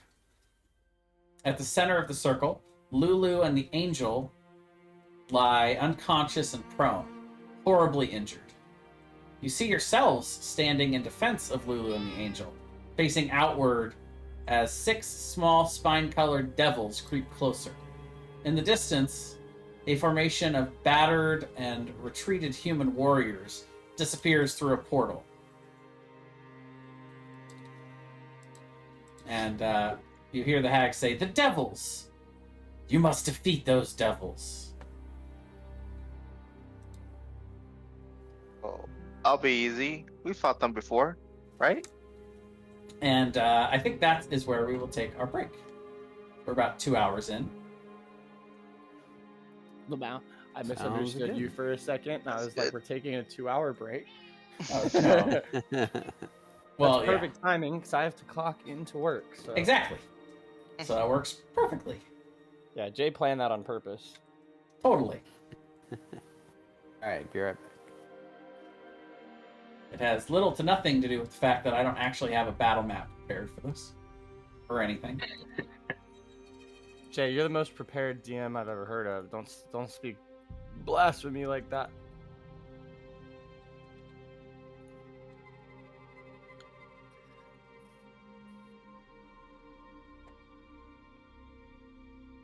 This is one of those situations where I'm gonna role play that you had this break for me.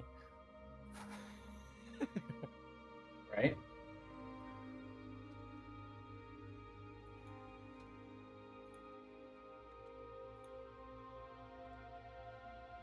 Okay, I'm good on the fly. I can make these quick. I think. Oh, we gotta defeat the ones in the dream, eh? That's crazy. If we have to defeat them again in the future, I'm gonna be sitting here like, whoa, Freaky Friday. Whoa!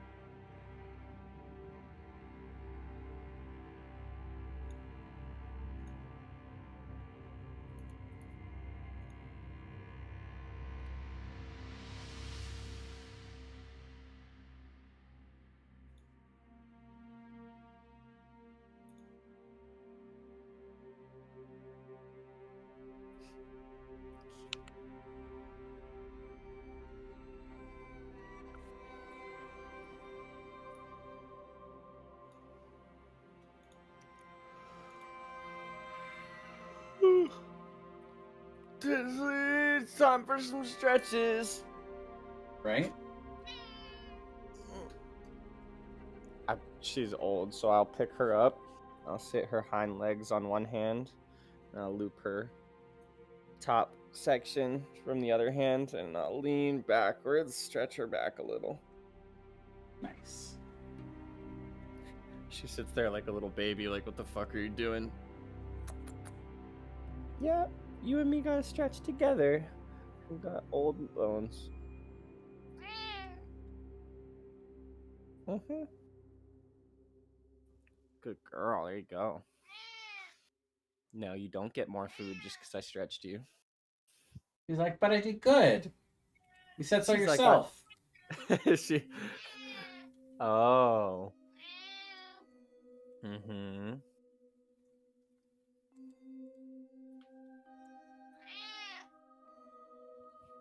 You have one of the most vocal cats that I've ever.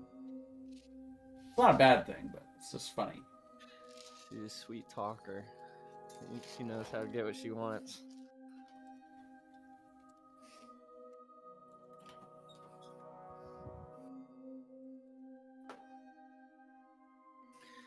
I've heard it all too, man. I've heard if you don't tell your cat to shut the fuck up, I'll kill it. I've heard why are you abusing your cat? I've heard fucking like, is your cat okay? Does it need to go outside? Usually I reply that with, yep, that's exactly what she's asking me for. I've heard it all.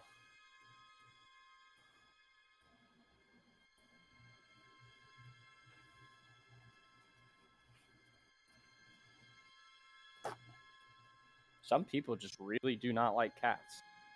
They're wrong, but you know. Yeah, those people. I've never met someone who just doesn't like cats and like isn't a fan of them. I've met people who are allergic to cats and don't like cats because they're allergic to them, Sure. which is just a general dislike. And then I've met people who have probably been like mauled by a cat or something at some point when they were little. And those are the people who say shit like, tell your cat to shut the fuck up or I'll punt it. Or like, I'll run your cat over. And I'm just sitting there like, yeah, I live in Texas and I've got a Glock, so good luck with that. How's that for a 5-minute throw together job? 5-minute throw together? You mean you didn't have everything prepped from the start? I know, Wow. right? You're not only the best prepared DM, you're also the best improvised DM. Leads me to wonder how much of this masterful preparation in the past I thought was years of work was actually thrown together in 5 minutes, and I just couldn't tell because it was so good. Flattery will get you everywhere. Go and make a cup of coffee, come back, and then now everything's exploding and there's fire everywhere. Yep. That's why we need you. You're not allowed to leave. Didn't we beat these guys last time? Who? What? Did we? Ask you, old jar. We're gonna fight them again, anyways.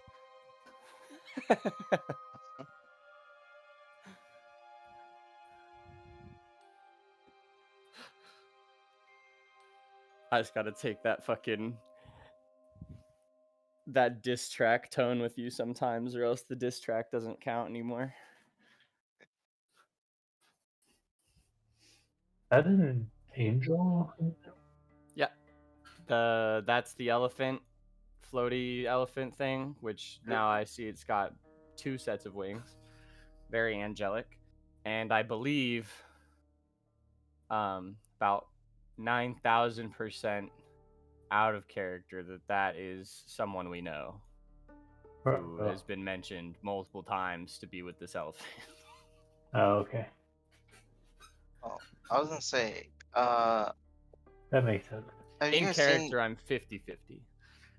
Have you seen the AI generator thing? Which I've one, seen like- multiple AI generators. Yeah, but the one with the like it makes like the artist thing, you know? Mid-Journey? There's a bunch right now, actually. Yeah. The one that made like Dale. a big thing. There's an AI art generator one fucking piece of the year for digital art category, which pissed off a lot of digital artists. Well, that was just like one contest in Colorado, though, right? Yeah, But, that I mean, one. That's the one I'm talking about. Yeah. Yeah, Mid-Journey. Mid Journey. Oh wow. I don't know The anything about NVIDIA ones are really good, Mid-Journey, too. 'cause this journey's anything but mid. Yeah. All right. So is everybody back? Rusty, Back. Just got back. Okay. nice timing. Well, in that case, I will have you all roll initiative. Bum, bum, bum, bum. There you go. That's a good first initiative roll. I got it. Oops. Oh That guy's wow, got a 20. plus 10. Yeah. That's my He Ah, got- you guys are going He after. got alert. Tim, how are you below me? Oh, Tim, you Wow. rolled twice. Tim got a 23. Okay. Oh, Oh, these. because I keep getting this, like, you wanted to send the result of the roll to the turn tracker, but no valid token was selected. Oh, it's because you So, didn't click your token. oh, okay. Or you tried to click it and the game bugged out, and then it was clicked and decided to unclick it. Oh, okay, my bad. Well, yeah, the game fucking up is just as reasonably. Oh, fucking it's that could definitely happen. me. I'm. Huh?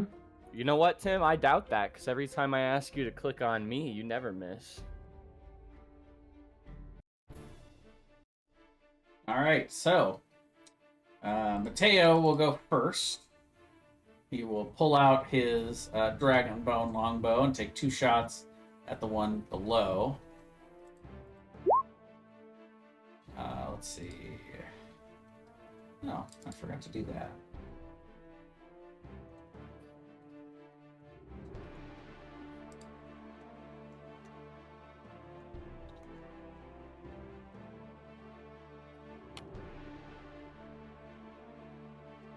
Okay, so 13 misses, but a 22 definitely hits. Does not have sneak attack. So just 11 damage.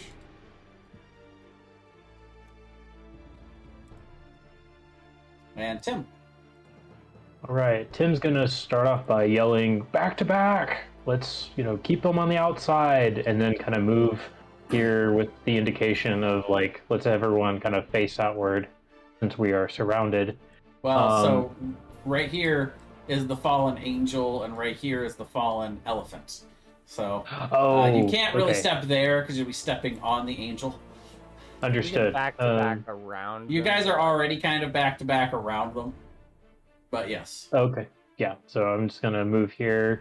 By the way, all of again. these creatures are flying. Gotcha. They're okay. about 5 feet off the ground, but they have wings and are flying. So I'm just going to take 2 shots at the one that's closest to me. Oh, I remember these fuckers. First one I'm going to use in a bar. sharpshooter and see what that gets me. Probably not going to hit. Yep. 11, no, will not hit. Great. And then go ahead and take another shot. 19. Yeah, which one are you aiming at? The one to the left here. Okay, yes, that hits. And that's going to be for 8. Okay. That's it. All right, Harry.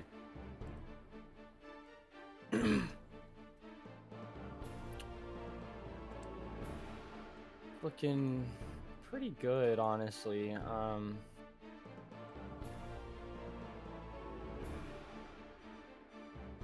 We should clearly focus fire here a little. I don't want my boy Mateo get slapped up, so I'll move in between these two. And I will attack the one that he attacked with some agonizing blast. Yep, both of those hit. And I will add 3 damage to one of those, 3 blunt damage. All right, For a total of 23. 23. That one's looking, it's looking hurt. And I will use my my bardic inspiration bonus action, and I will give that to Tim. Thanks, buddy. Okay. I'm feeling better already. So each of these spine devils are actually gonna more or less stay where they are. Some of them will creep in a little closer, but for the most part are gonna stay spread out and flying, and you actually see them start to whip their tails at you all, and each of them release 2 tail spine attacks. So Bring it on, bitches. 2 at Harry. Well, can't do much about. Oh, actually, it has disadvantage. Okay, so 20 to hit. Yeah, that still hits me, but That's not a crit. Okay, so you take 5 piercing and 7 fire. okay. Minus 2 those separately, because I'm bad at math. And then the bottom one will make 2 at Mateo. It's I'm the, gonna with the refresh the 22. page because my token didn't. update 15 when I did that. damage. The one on the left will throw 2 of them at Tim. 15 and Miss. 11. The top left and the top one will actually both aim at Ezra. So you've got 4 of them flying at you. Oh no. Oh, good grief. 26, 20, 18, 14. The 26 and 20 both hit. Okay. Jesus. So Those that would five be fires. Yep, 18, 28 damage. And then this one will go for Uljar. 17 misses. and 17 misses. Okay. Yep. And then natural 20. 13 for 21 damage. 1. Woo! All right, but that is their little flurry. And now back to all of your guys' action economy. Ezra. All right, so they're all flying, you're saying? Yeah, but they're only 5 feet off the ground. They're within reach. They're not like flying up into the air. Huh. Yeah. I am going to not. I'm gonna head up and go after that guy. Okay. Right up here.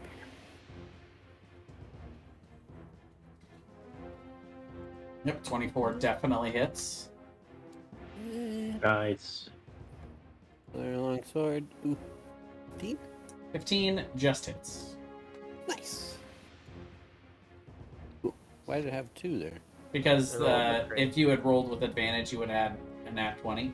So it rolls both, but we just take got the it. left number. Because Got you it. don't get the extra d8 because it wasn't a crit. So it's 6 damage. Got it. Here's my bonus. Yeah. 18 hits. So yeah, Ezra, you walk up to this one, and you do a couple of stabs, or a couple of slashes with your longsword, cutting into its wings and one into its torso, and then one last stab actually pierces through part of its leg, and you see it actually severs a good portion of its hind left leg. It's looking damaged certainly, but it's still up. Jerk. All right. That's it. All right, Uljar. Alright. Bonus action rage. All right. 5. Angry, angry, angry man. Alright, they take a 1d6 force when they damage me. Okay. Hits you with an attack roll before your rage ends. Alright. I will move up here Okay. and with my Morning Star, I will attack recklessly twice. Okay. Alright, so 22, that's a hit. That'll be... Ooh, max damage! I get to roll my brutal. Extra 6. Okay. 23. Big hit. Alright, and then 12 will miss, right? Yes, 12 does miss. Alright. All right. Anything else for you? No, that'll be all. Okay. Mateo will turn around and will make 2 shots at the one next to Ezra.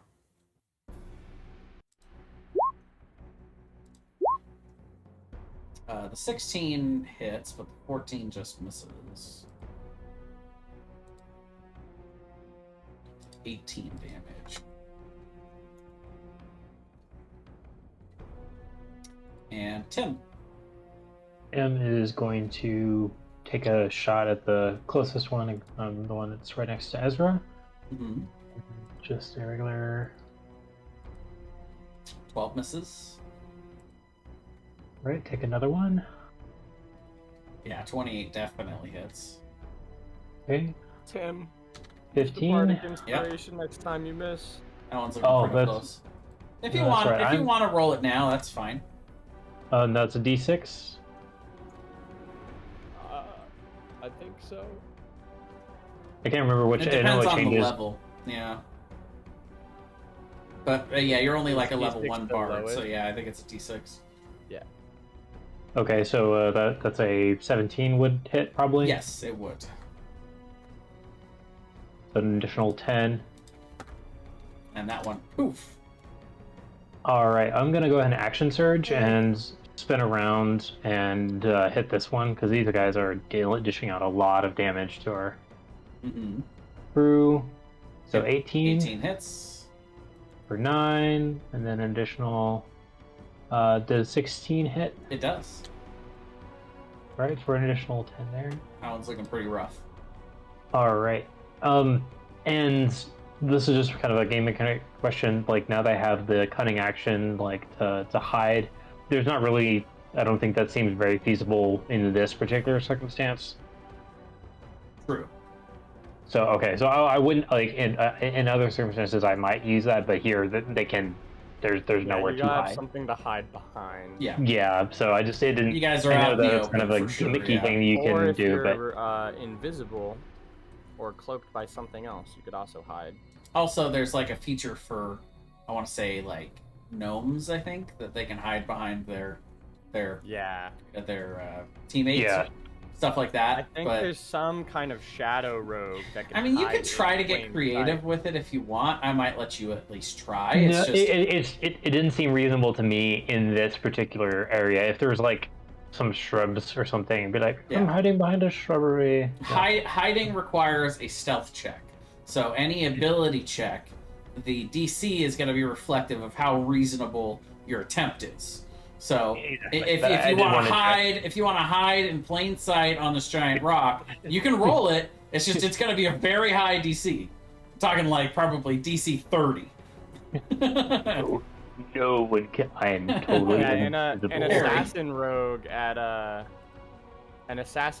level 8 can hide in plain sight, air quotes, in shadows. Yeah, when I say that you guys can do whatever you guys want to try to do, I mean that. You can try to hide up here. It's just, Yeah, you know, y'all have seen me do it's not some easy. stupid shit. Y'all have seen me One do day maybe we'll get there, but it didn't seem reasonable enough for me. But again, I'm new to rogues and thought I would just clarify that. So Yeah. cool. All right. Good. All good. All right. Harry. Let's see.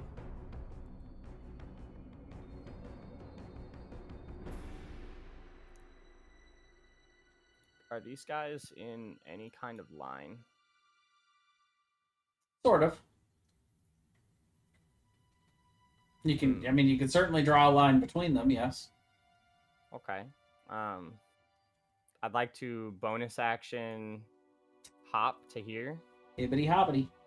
and while I'm fucking still midair, hit him with the lightning bolt. All right. That would be aimed this way. Sure. I'm ready for it. This one's going to go to 0 either way, I think, but we'll see. They both fail and take 29 damage. Let me take my bonus action down. Take my 5 points off my staff. All right, that is my turn. All right. Very close to what looks like a fire pit.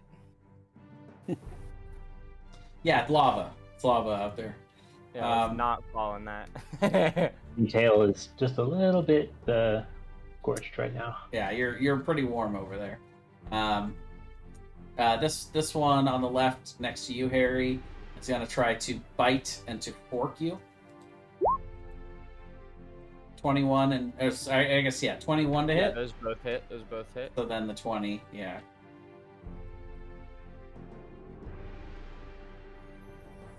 So that would be 12 damage. Let's see, that one's dead. That one's dead. This one, we'll throw 2 more tail spines at Tim. Yep, those are ouch. So that's going to be 13 and then 15, so 28 damage. Ouch. This one will shoot 2 at Ezra. Not 13 and 12? No, because that's the piercing. The first is the piercing plus. Oh, the I fire. see. I see. Yeah. Yep. The second. A little confusing because the from the crit thing in there. Yeah. Yeah, you take the leftmost of both damage. Yeah, so a 20 and 21 to hit you, Ezra. Grief. Yes, they both hit. Ouch. Golly. 13, 20, 28. Damn. And then for Oljar, this one is going to bite and fall. Gets Ah. advantage, so it's a 27 and a 15 misses. Okay. 11, 18 damage. Well, actually, so sorry. The slashing would be 11 halved to 5. And then you would take the 7 fire. So 12 Cool. damage. And Ezra. You can tell these things. Well, I would say it takes glass. it I would takes say, a D6. oh yeah, I would say glass cannon, Good. but they're a little hardier than you might think for a glass cannon. Like, Direct cannon. but It actually. but yes, mainly they that damage. do a lot of damage. Yeah. Goodness. And these seem This a little seems- stronger than the spine devils you faced before. You're noticing. This is almost- probably their like preferential attack pattern too. Almost as if you maybe this is being maybe more scary because it's a dream, but you feel the damage. It feels real to you. Like, you don't feel it as if this is a dream and, you know, what happens here doesn't matter. That's not the feeling you're getting. All right, I'm gonna move up and attack this guy. Let's see here. Lost my sheet. All right. Longsword. 15 hit. 15 just hits. And longsword again. Two. I'm gonna go ahead and action surge. Do it again. Longsword again. And I'll use my bonus action to second wind. Okay, so yeah, all of those hits. So let's see, it's 8, 18, 30. Okay. 40. 30 damage. Yeah, I already did the 10 from the first bit. Oh, got it. Okay. Right, yep, and I'm an action surge, so 1d10 plus. Nice. Oh, you mean second wind? Second wind, sorry. Okay. All right. Oljar. Right, I'm gonna attack recklessly again twice. Okay. Go 26, 27. There you go. Yep, Oh, both there of we those go. hit. Oh, forgot rage. Sorry. It's okay. Plus 2. And is Okay, it so a 14. no? It's not max. Yep, 14. And there you go. And 19. Okay. That one's just barely still flying. Yeah, and I'll move over here. Okay, so this one will take an attack of opportunity. 20 to hit. Yeah, it's 20 hits, You take 4 damage, so 2 4 slashing, 2 damage, fire. and it takes a 1d6. Nice. 4. Yep, it dies. Aha. Tricky, tricky. Oljar has learned a new. Are By you a running level away, 7 can. barbarian now? A what? Yeah, I'm a Are you- level 7 barbarian. Ooh. Teo crits. On the first hit on this one. And 21 damage on the first hit. Second one does not get sneak attack. I was just curious because I went up and I checked your roll. You got the lowest initiative, except for. Yeah, no, you got the lowest initiative and you had advantage. Yep. Tim. How high up are these things flying? Are they like About eye level. Oh, okay. I'm still gonna try this. So I've got this thing called walloping ammunition. So it just means that like anything hit by it has to succeed on a DC 10 strength saving throw or be knocked prone. Okay. So I'm gonna shoot, and so it functions otherwise same as ammunition, so it still does damage. So the one that's next to, they take one shot at the one next to Ezra, and one shot at the one next to Oljar, because Sure. then if they're knocked over, then you guys will get advantage on them. So A 14 just misses on the left. I'm gonna use a superiority die, which nice. is a D8. So That'll automatically make it. Yeah. yeah, 'cause you only so needed that'll plus be 1. easy. So yes, and that one succeeds, so it's still flying. Oh, okay. So but that's it's the one also next... dead. So. Okay. So it's actually not flying. It doesn't It's exist prone. anymore. I knocked it prone. Oh, it's just dead. And then I'm gonna Oh, it's bond to ashes the. now. Yeah. Oh, it's ashes. Can ashes be prone? Yes, it's prone. If a cat dies in your trunk, is it? Never mind. Yeah. Is it cat dead? Schrodinger's cat. Schrodinger's prone. Cat. I don't know.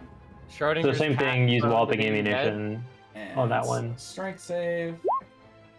Just barely passes. Okay. Well. It's a pretty low DC though. Well, Yeah. all right.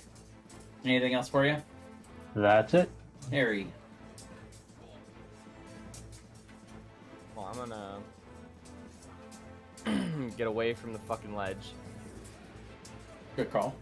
It's getting real hot over there. Wouldn't want to get knocked into it by something. And I will do some agonizing blasts in the direction of that guy up there. So I think The one 19 hit hits.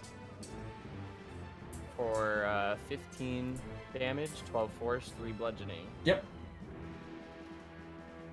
And then I will give my bonus action to Ezra with Bardic Inspiration. Okay. This devil will attack.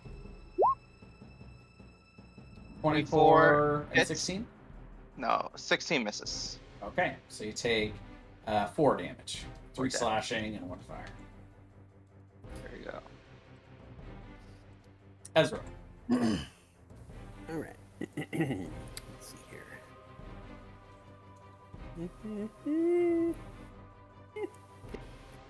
Right. So I'm just gonna scoot right up here. Hello, Oljar, and attack him.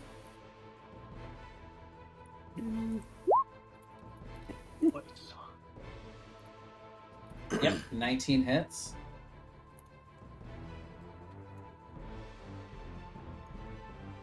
Ow, kapow!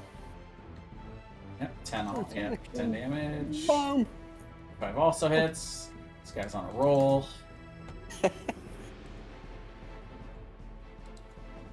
Anything else? That's it. Oljar. I want to do this. I'm like, Ezra, watch me do this, and I'll run over here. All right. Oljar, wait! 24 to hit. At 24, yeah, it hits. Well, Well, yeah, I is did reckless attack until the recklessly. beginning of your turn. Let me post it up. Until your next turn. Until your next turn. So yeah. So technically, you haven't. Well, you haven't attacked yet, but I guess you do it at the beginning of your turn. Yeah, I did this in the beginning of my turn, right? So. Oh, sorry. When you make your first attack on your turn, you decide Okay, to yeah. attack recklessly. So you're not reckless currently. So it's a 17 to hit. Ah, that misses. Yeah. Sorry. I'll bonus action pounce on his attack. Okay. I'm like, damn, it didn't work. Well, you get to run. You can just run back and attack it. It's fine. Okay. You have plenty of movement. I'll bonus action pounce back. I'm like, Might as well. yeah. Sure. Wait, aren't you already raging? Oh yeah. Yeah, I'm already raging.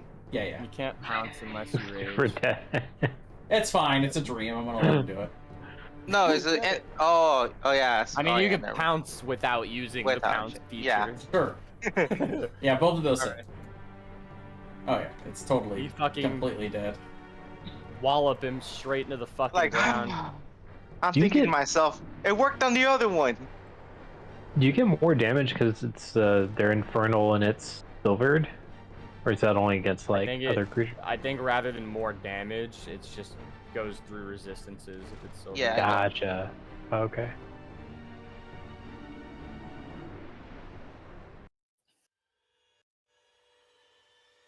All right. So as the final spine devil falls, the dream sort of fades to black, and all characters who were conscious, which is all of you, see a third dreamscape start to form. You see a landscape filled with thick black smoke, and the smells of death and decay expand to encompass everything. The small devils that survived the previous dream, which are none, actually, never mind. Let's see.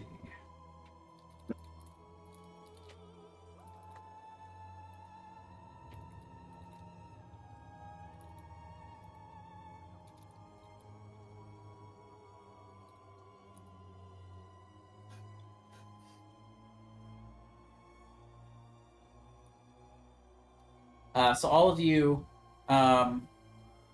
you wander a vast, barren landscape of utter devastation. Black sludge rises up rapidly from the ground, enveloping your feet and gripping you tightly, overwhelming you with a horrible sense of loss. You hear again Mad Maggie's disembodied voice saying, "Don't let the sludge consume you. You must push through her defenses. You must look." And I'll have you all make a strength or a an athletics or a acrobatics check Fuck. to try to resist the. Let's see, athletics for him. It'll be acrobatics. Oh, okay.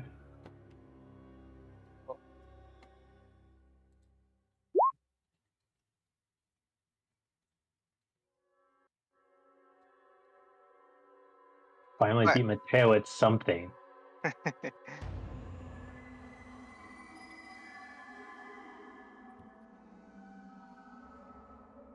Would this be considered magical difficult terrain?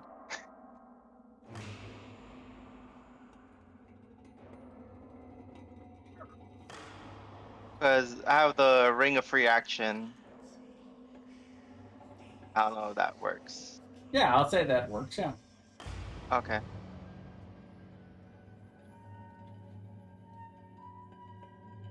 Because if it's trying to, like, I guess restrain or, you know.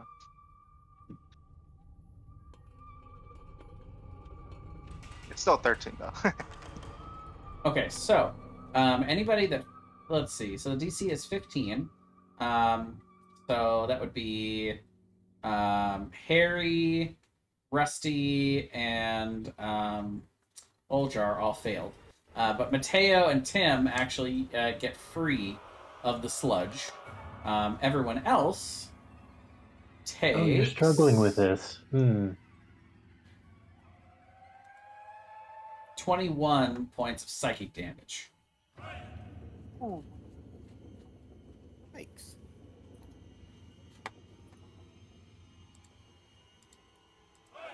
Now, the two of you, Mateo and Tim, if you'd like, you can try to help one person try to get out of the sludge.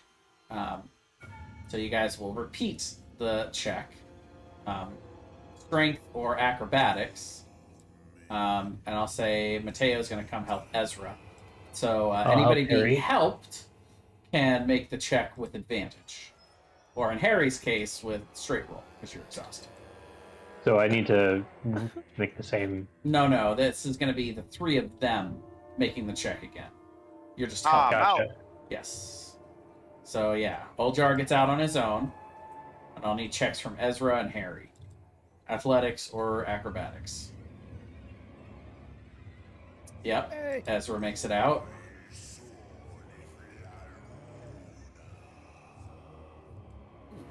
Could I fly Music. out? Nope, that you help are at all? stuck in it. You have to either I gotta yank break yourself that. out or you have to wiggle yourself out. You're stuck in the muck. We lost Harry. Oof. No. Harry takes another 24 damage. Okay. So I administer a. Harry Can I do Harry disappears into the muck and is apparently gone. Harry! Do I have a reaction or anything to help? I guess that was just me helping, but My mic died again. I drowned in the muck. That's what I heard. Yeah. And What's your last words, Harry? as you all look around and you're calling out to Harry as he disappears down into the sludge, your vision again disappears to black.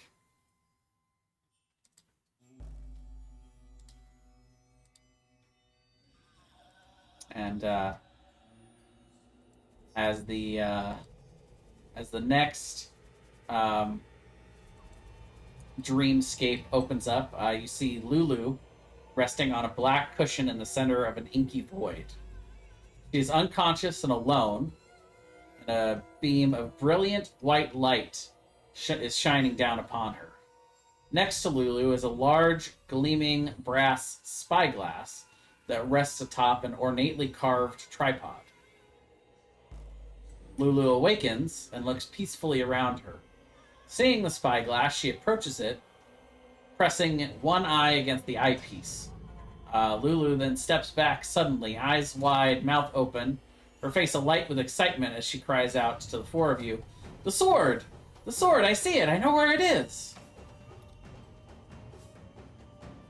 And then, again, the dream goes to black.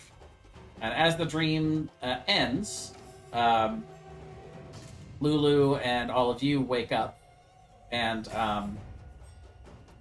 many of you are, let's see.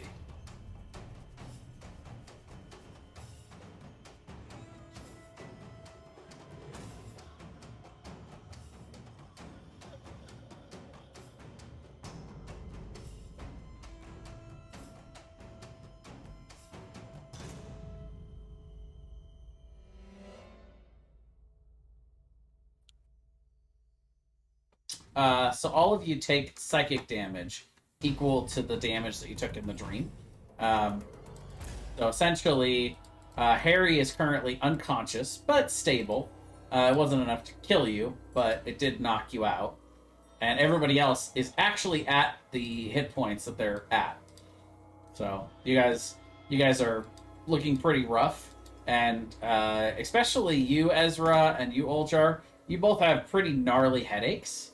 And you guys would notice you guys are bleeding a little from the ears, eyes, and nose. You guys will obviously survive this. And Harry looks particularly rough as he's, unconscious but alive. It's been like an explosion of blood out my mouth. can I Like pump a potion of healing into him? Yeah, absolutely. Yeah, and you would come back to consciousness with that Damn it, we HP have from free that. healing spells. Free. Where As is you all awaken in the chamber. D4 plus?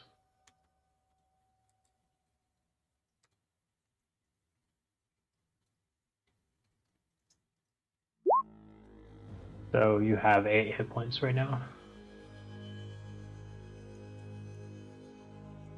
And did you do rolls, or do I just get 1 point of exhaustion from that? I don't know about exhaustion, but you're up to 8 hit points right now. Yeah, I would say make a Constitution saving throw. Yeah, I would say you get 1 more point of exhaustion. So you're at 2 now.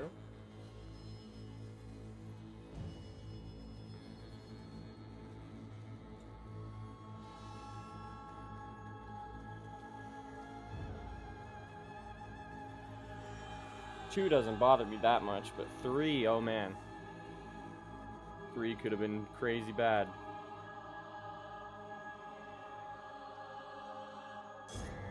And as you all sort of shake this off and start to really come back into your consciousness, you see Mad Maggie kind of standing over there, and Lulu has woken up as well and is looking very, very, very excited.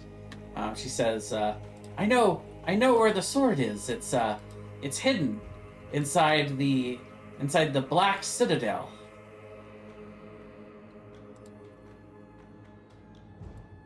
And where will this citadel be at? Also, your dreams are pretty. Sorry, the Bleeding Citadel. My bad. The bleeding. The Oh. Bleeding Citadel.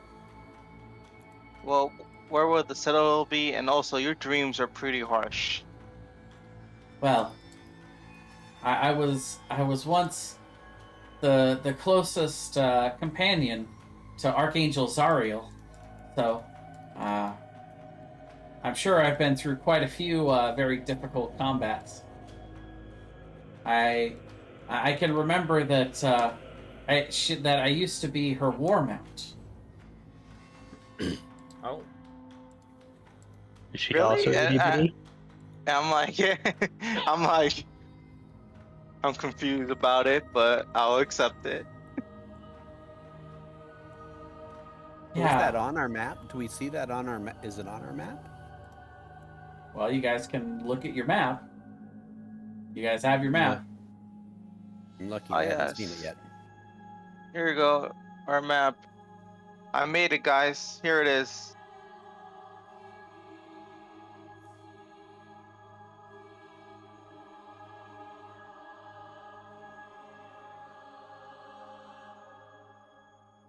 You said the Bleeding Citadel? Yes, it's the structure that was created that we saw in the vision, that you guys saw in the vision, that was created around the sword. Okay, it's not here. Do you know where the citadel might be at? Like, what other, like, landmarks? I don't know. Can we ask Mad, Mad Maggie? yeah. Mad Maggie, do you know where the Bloody Citadel is at? This is not something I've ever heard of before, but yes, I too saw it clearly in the spyglass. I was able to see and witness everything that you did in the visions. Well done, by the way. You all seem rather capable. Surprisingly so. If I no offense intended, but you all are much tougher than you look. Oh, well, thank you for that. I'm the toughest.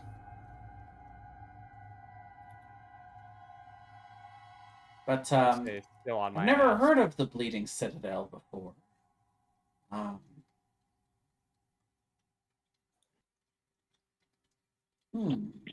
Will it be called a different name? Or what looks like a... What landmark do you think looks kind of like that? Well, if it's a citadel, that means it's like a structure, right? So any type of like a tower, what would it be called now? Maybe a like... Is it like maybe a big palace?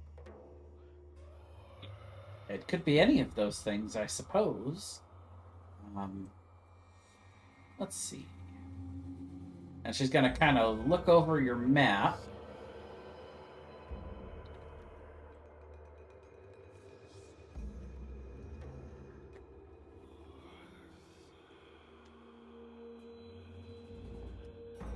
Well, there are a couple places that you could try to go to try and find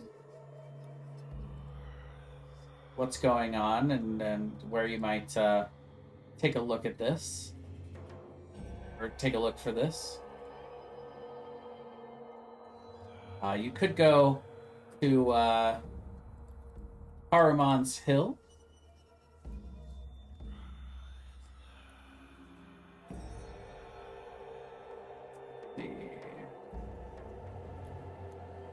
It's not too far from here, and she would point out, on your map where that is. Oh, oops, that's the map. I have to go here. Oh, darn it. See, I see. Yeah, but I wanna actually bring it up on the map. There we go. Haruman is a human paladin of Helm. He was once one of Zariel's most devoted Hell Riders, but I believe he's fallen on somewhat hard times. Well, he'd probably want to help Elturel if he's a Hell Rider, so might be a good ally. That is true. Well, we're talking about Hell Riders. Isn't there a crypt of Hell Riders down here? If we can't find the I think place. there was a crypt of Hell Riders inside that castle that we were in Elturel. Possibly. It could be. It appears to have been written out on your. By the way, this map doesn't look like it's completely accurate, but it looks like many things are more or less written out. I'll be honest, I don't spend a lot of time riding around in Avernus. I prefer to stay here, where I'm fairly safe. But I do hear tales of some of these locations.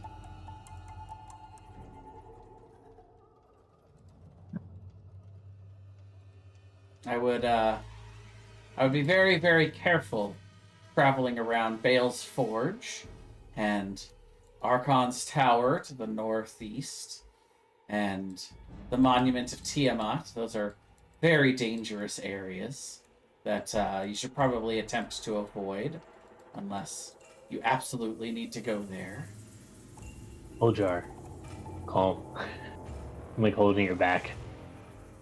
I feel like whenever Tiamat is mentioned, you're just like jumping up and down. I get an itch behind my neck. Goddess Dragon of senses dragons. tingling.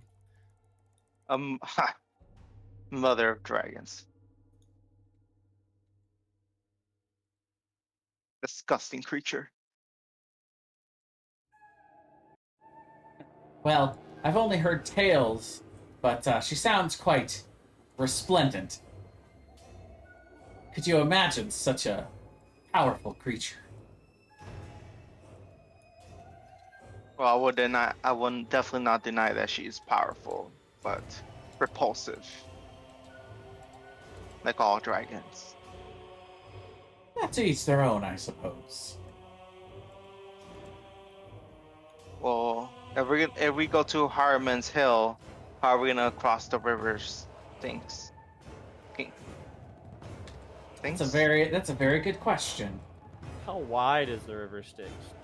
River It's- 6. It's pretty wide. Let's see. Less than a mile?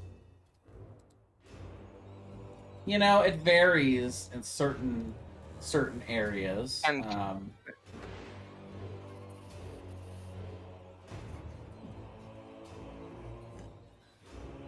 Well, looking at this map, I guess the closest point would be right above Etrel? Maybe? Oh, it's only 5 feet across. You No. can just jump across. yeah, no problem. The stream sticks. I mean, if we can find a part that's less than a mile, then we can take turns crossing it on my broom. Well, I can fly there. But yeah, you're right. We can probably. Yeah, I can fly turns. over it as well without the broom. I think they have like. Oops. Can't be the only ones who need to cross the river. Unless there's ferrymen or some type Yeah. of but No, I'm this pretty is sure. the plane of fiends, not fairies. So, so Fiendman. What I will say is, if you're wishing to cross the river Styx, um, it is about the same consistency as water, but is quite dangerous to mortals. So I would suggest not allowing yourself to touch the water in any way. Any chance this war machine is an amphibious war machine? Slaps it. Interesting. I've never thought of creating such a. I suppose Yeah, like they could a be, boat. but no. These are rather heavy things that will sink in the river Styx. Maybe we can just, depending on how wide it is, maybe we can just take turns on the broom.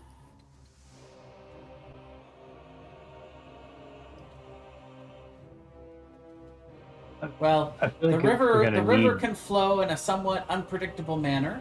I would say that near where Haruman's Hill is, it's probably not more than 200 to 300 feet across. So certainly too far for a war machine to get through. And I imagine it's rather deep. I haven't checked it myself, but I assume that it would go down a certain amount. That it would certainly envelop one of our war machines.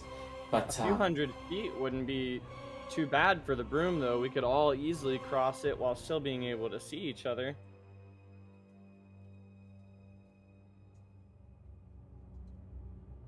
yes, I would just say to be careful leaving your war machine. Ideally, if you have to abandon it, you want to attempt to hide it. Hide it.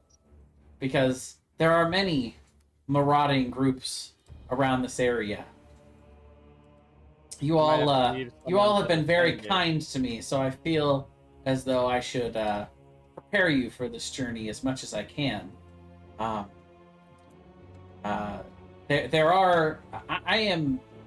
First of all, I guess I should have told you right away that I am one of the warlords of Avernus. I'm in charge of the Knucklebone gang. But there are many other warlords that inhabit and go around down here that will attempt to take your war machine or attack you if given the chance, to just simply take anything you have. They're always looking for more power and anything that can aid them in trying to become more powerful and influential. So I would just say to be careful in your travels, to watch out for anyone else that's traveling around. We'll keep that in mind. Thank you for. Should we like fly your Very banner? nice. Will that at least keep us safe from like Knucklebone members. Oh, all of us are here in the fort. We don't send marauding parties out, and we're not on good terms. Well,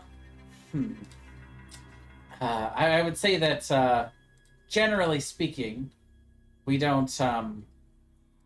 We're not in any sort of partnership, but typically there is an understanding between different factions of the warlords that we try not to cause too much trouble for each other, and all of us together try to not cause too much trouble for Zariel herself and the leadership in Avernus, and they tend to not cause us too much trouble in return.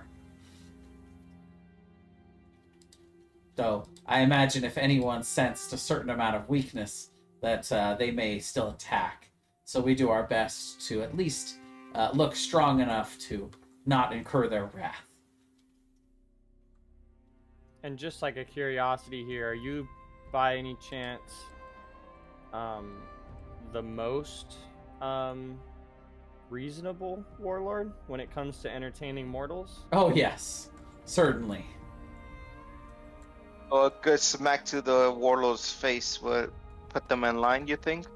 Well, I would say that if you come across any of the other warlords, you're far less likely to have any chance um, of reasoning with them unless you're able to defeat them.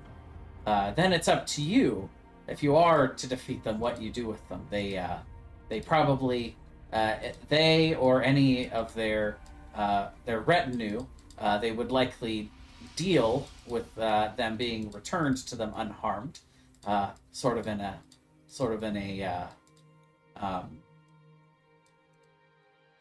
what's the word I'm looking for?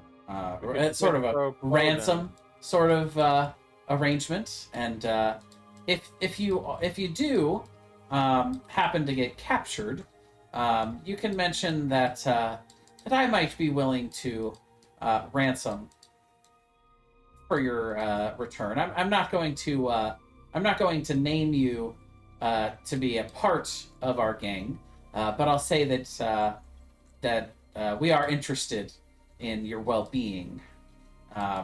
If any, you're welcome to mention that, and perhaps they could bring you back here if they're feeling kind, and I might be able to offer something to spare your lives, and then you'll perhaps owe me another favor. Makes sense. I would say that most of the warlords are not they're not insane. They're not beyond reason. But I would say that unless you have some sort of previous relationship or rapport with them, they're more likely to shoot first and ask questions later. So we should basically just do the same thing then. I would say so, yes. All right. If we see another warlord, we're probably just gonna beat him up, make him submit to us. Well, I don't know if we can identify them as warlords, Ultra. I think we should just shoot first and Yes, ask if you come questions across later. something in Avernus, it's best to shoot first and ask questions later. There Okay. are not going to be many things out there that are well-intended. That's good advice. Isn't that the opposite advice that, how do you call it, Selvira gave us? No. Well, what did Survira tell you? She said that I guess not all demons are not all our devils are. Don't go around basically killing everything, because not all devils are unreasonable.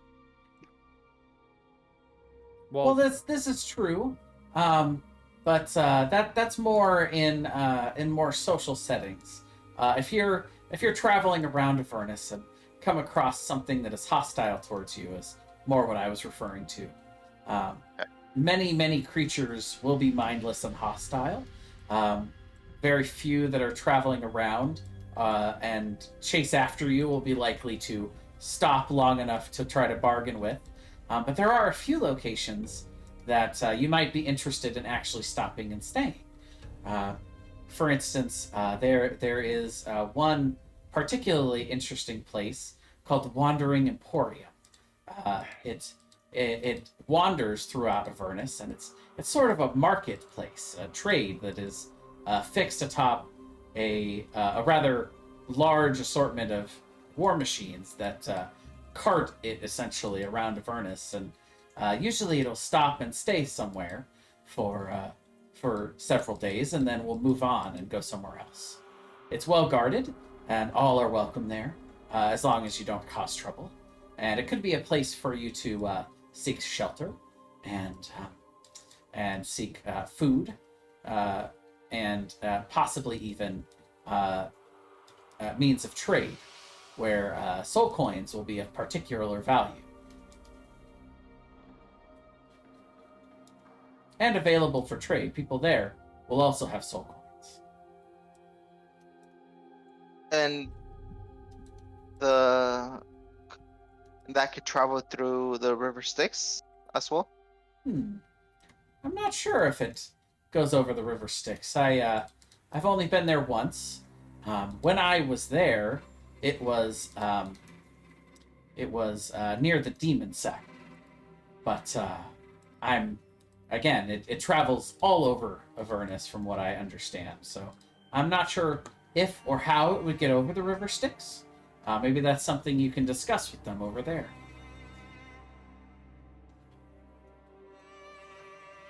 I know there are a lot of powerful people that do go there from time to time, so I'm sure they have some tricks up their sleeve.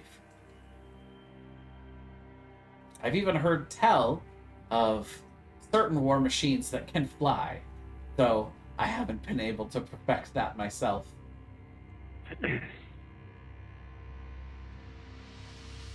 Well, thank you for informing us of this. I guess if we see any war machines, or if a war machine comes to our possession, we will see that the parts gets the war machine or the parts gets to you, and also that I guess that we will probably go search around Avernus to for the sword, I guess. Well, there is one entity. I remember now, the one that has the flying war machine. He's some sort of fey entity. His name is Smiler the Defiler. I don't like that name. He also travels around Avernus. You'll recognize him when you see him. He's a green face, golden hair. He's clearly fey, and he's someone who will certainly be willing to treat and reason with you.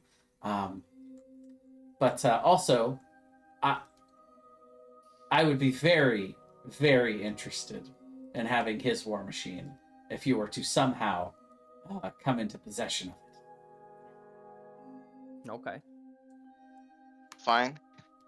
So the soul coins that Xaviera left with, was it just the soul coins, or was it also the war machine? Yes. She said the war machine got taken apart and she's gonna loan us one. Yes. Oh. So I have quite a selection. Actually, that's not true. I only have a few war machines available at the moment, of varying sizes. But I would allow you to certainly choose what you would like. Also, I have this, and she pulls out what is essentially a small booklet. She says, "This is all you'll need to know on operating the war machines. If any of you are planning on doing anything other than riding on them, I would highly suggest looking this over before you decide to attempt to either drive one of these or attempt to take up any sort of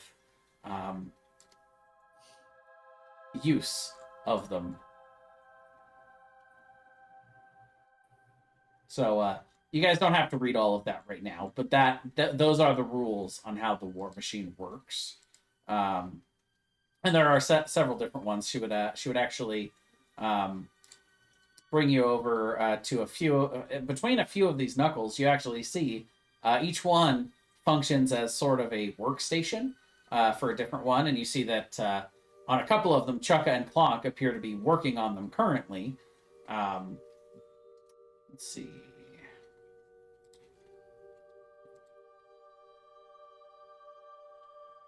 What does she have right now?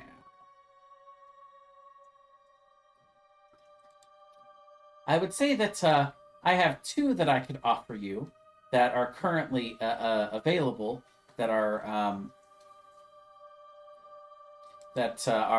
reasonable ones. This is the one that I mainly use. It's called the Scavenger, and she shows it off to you. It has a hooked claw at the back, and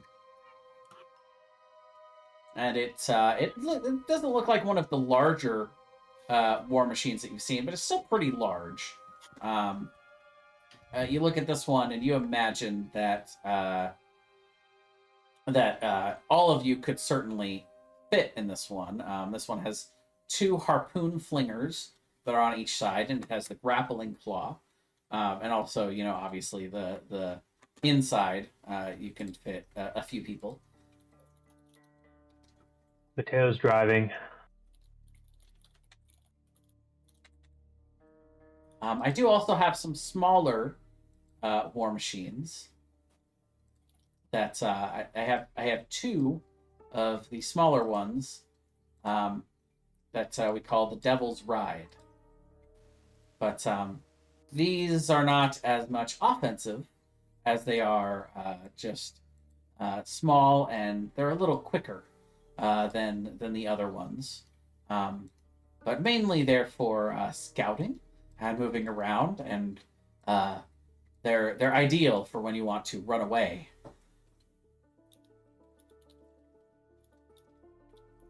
How many people could fit on the Devil's Rides or on the Scavenger? Let's see. The Scavenger can hold. Let's see.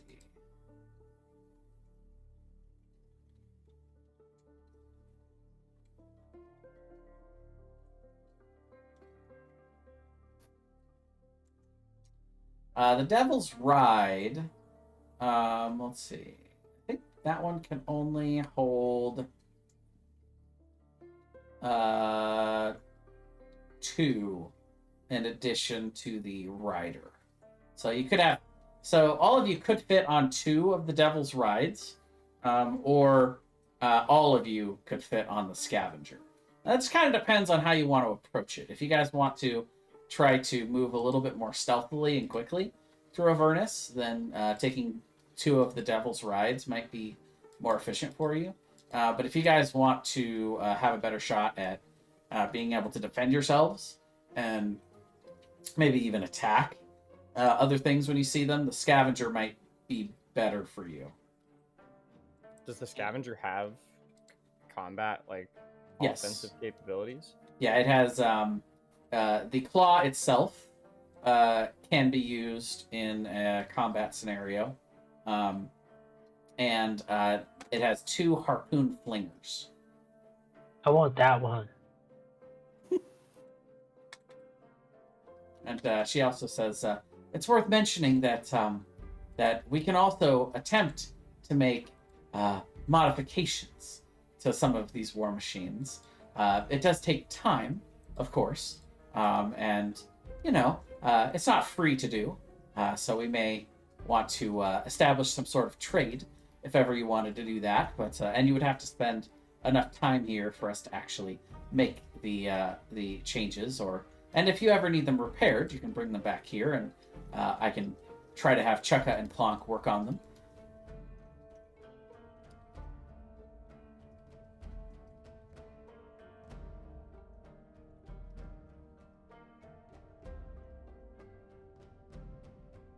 We also have one that we're still working on. This one, I would say, is probably not ready to go out, but it's called the Tormentor.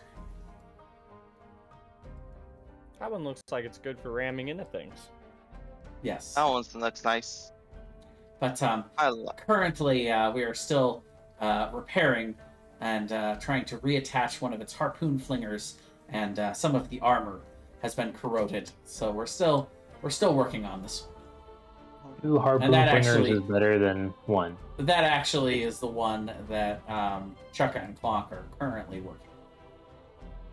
And it doesn't have the claw like the Scrapper does, or the Scavenger. What's the claw used for? Well, it can be used to be aimed out and reach out and grab things. So it's good for towing other war machines if something is damaged. That's why I like to use it primarily, because if there is a war machine out there that's been mostly destroyed and we need to send somebody out to drag it back, we can use it for that. But it also can be used in combat. If somebody gets close enough, you can reach out and grab them and try to interrupt what they're doing, or just use it to deal more damage to their war machine. It's particularly good for grabbing up smaller ones like the Devil's Ride. I That think makes sense. I think the scavenger's the best fit for now. Then yes, it is. I also agree with that. Who's gonna? Let's see. So that means that it would take 4 people to man the scavenger fully. 1 for the grabber, 2 for each, or 1 for each weapon, and then a driver. Correct. And of course, there is room on top to stand if anyone has. I guess I would say that I've seen that multiple of you have ranged capabilities in terms of your combat skills. So anyone that doesn't want to operate a part of the actual war machine itself can also simply just be on top, use their abilities. I think Drive. What do you need? Ajax. That's why I was thinking Mateo. Mateo, of course. Because I Yeah. mean, he's got, I don't like he has the highest dex. I can be up 5+. top or You mean man one of dex the drive? weapons. I think you should be on top because you have like the best range after Mateo. yeah. So let's see. We got 5 of us, Helm, right? suit. An infernal war machine with no driver automatically fails dexterity. Proficient in land vehicles. I am proficient in land vehicles. So Oh, okay. There you go Maybe then. you should limited drive. drive. You're the driver. Okay. Mateo I'll could be the call- archer.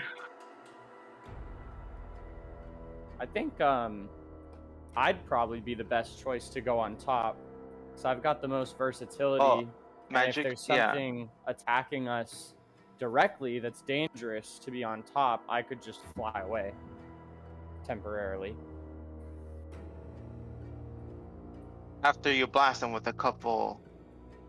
Oh, Well, sweet. more- There's more like basically I could- knocks More for like I this. could take off from the top Yeah. and start Okay. fighting around. Harry rather from the than top rope! standing. Guys, there's demon nitrous oxide. What? Yeah, you guys should definitely The read the demon- section the on demon Ichor. ichor? Yeah, Yeah, I Yeah. read that. I don't pretty know. great. Honestly, I'll just leave the.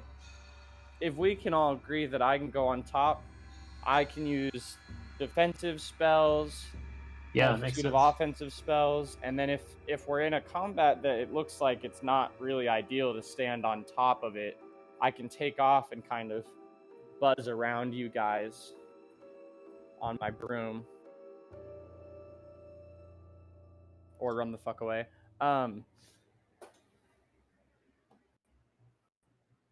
I'm so stoked about Sounds driving good to this me. thing.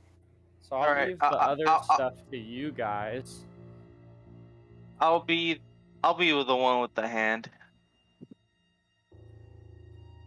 Would that be a dex? You think? I think everything here is dex, right? Would it? Let's see. So, It says weapons. yeah, the station. harpoon flinger. The harpoon flinger actually is just a +6 to hit. It doesn't. Okay. It doesn't account for your personal stats. Okay. So Okay. theoretically, anybody can use that. The grappling claw has a range. Here, you know what I'm going to do is I'm just going to give you guys access to the scavenger, since that's the one that you guys are choosing. In the future, it would be kind of cool to have the smaller one as well as the scavenger. Yeah, I mean, and Yeah. what she would say is, well, if you wanted, you could certainly take one of each. I wouldn't mind. I If think you wanted for to now, take one a scavenger and a devil's ride, theoretically, even if you didn't want to have the devil's ride traveling, if you didn't want to travel on it initially, you could have it gripped in the claw as you travel. We don't have the most spirit coins. They're soul coins. Yes, So well, I imagine all we of could the come soul back coins that you have there, the 5, they each have 3 charges, and each charge should be enough for a full day's travel. Okay.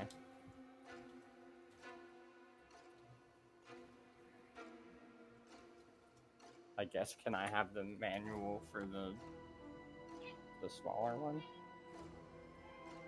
Sure.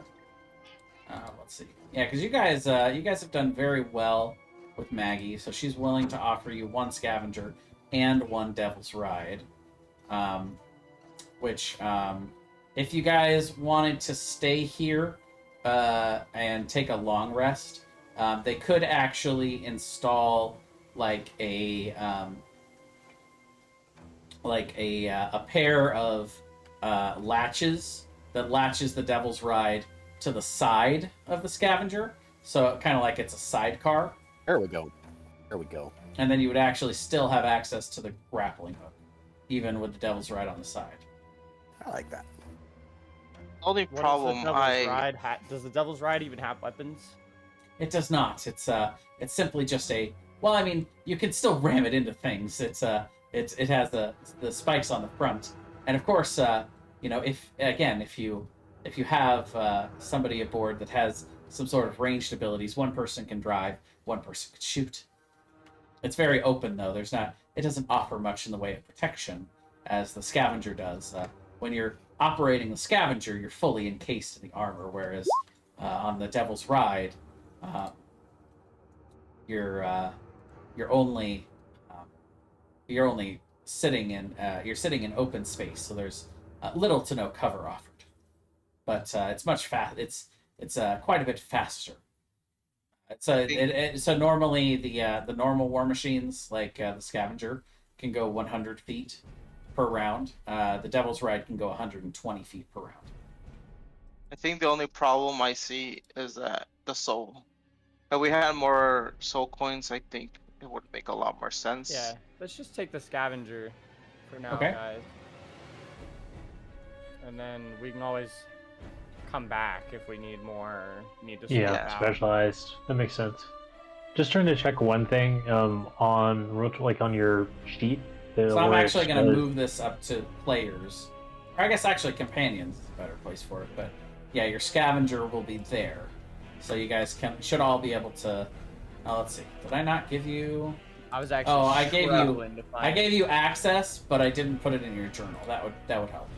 There you go. So the Scavenger should now be in your journal under companions, and you guys all should be able to use it. So we can ram people. The helm has 3/4 cover. Harpoon flingers and the grappling claw have half cover.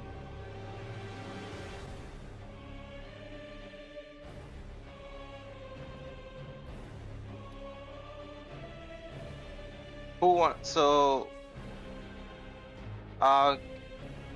Ezra, what part of the war machine do you want to be? The harpoon or the claw? A harpoon's fine. It sounded like somebody was already going to do the claw, right? Yeah, I was thinking of getting the claw. I'm not a good range shot. It's fine. And Tim is harpoon. driving, right? Yeah, I'm just trying to check this thing where it shows proficiency to like land vehicles. It has a question mark next to kind of which attribute it queries. That's Dex, I think. Oh, okay, cool. Just want to make sure that was correct, because then it's that plus your... Okay. Got it. Make sure. The Scavenger can move through the space of any large or smaller creature and crush them. Sweet. Yeah, you guys can run stuff over in your war machine, as it turns out. Hell It yes. itself is a weapon. Tons. Oh, this could carry a lot. This You've thing- basically Yes. given Tim a giant truck, right? Yep. We're So pretty bad this at is a it. good day. And she would. I actually, the reason I took the top spot too is I've got a spell that makes me invulnerable temporarily. On the material plane, we roll coal. Here, we roll soul. So yeah, Should we, be Soul Train now? Soul Train.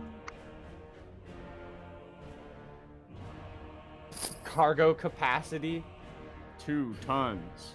So Mad Maggie would also offer you 2 weeks worth of rations, if or up to 2 weeks worth of rations. He says, I'll be honest, it's most of us don't taste as you mortals do, so they're not particularly tasty, but they I assure you they do have the nutritional value that all of you would require for sustenance.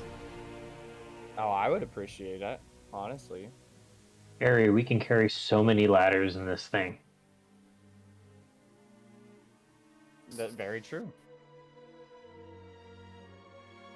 And you guys would climb up there's a hatch that opens up at the top of the scavenger, and you're able to climb down in. And there's enough room comfortably for a couple of people to sit down. There's a little storage space on the inside, and then there's the driver's seat essentially at the front of the cockpit. So there's enough room for a couple people to even sit and take a short or long rest at a time. This could even it could function as a place for you guys to sleep.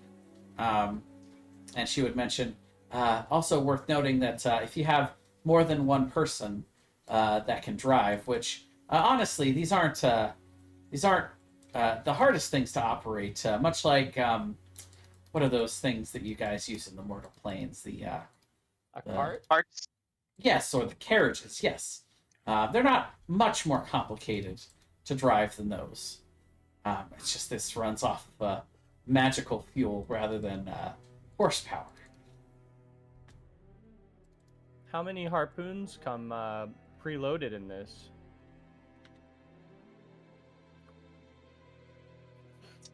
Very good question. It says it on the character sheet. It's 10. I just thought I'd put the flavor of that. Well, it's 10. There's 5 on each side. Could we possibly trade something for extras? I don't know if you'll be able to store them very well, but you can. I suppose you can try. Yes, I believe we have probably have another 20 that we could spare if you can find a way to fit them. They're pretty big. Let's see. Where is the... Must have closed the scavenger.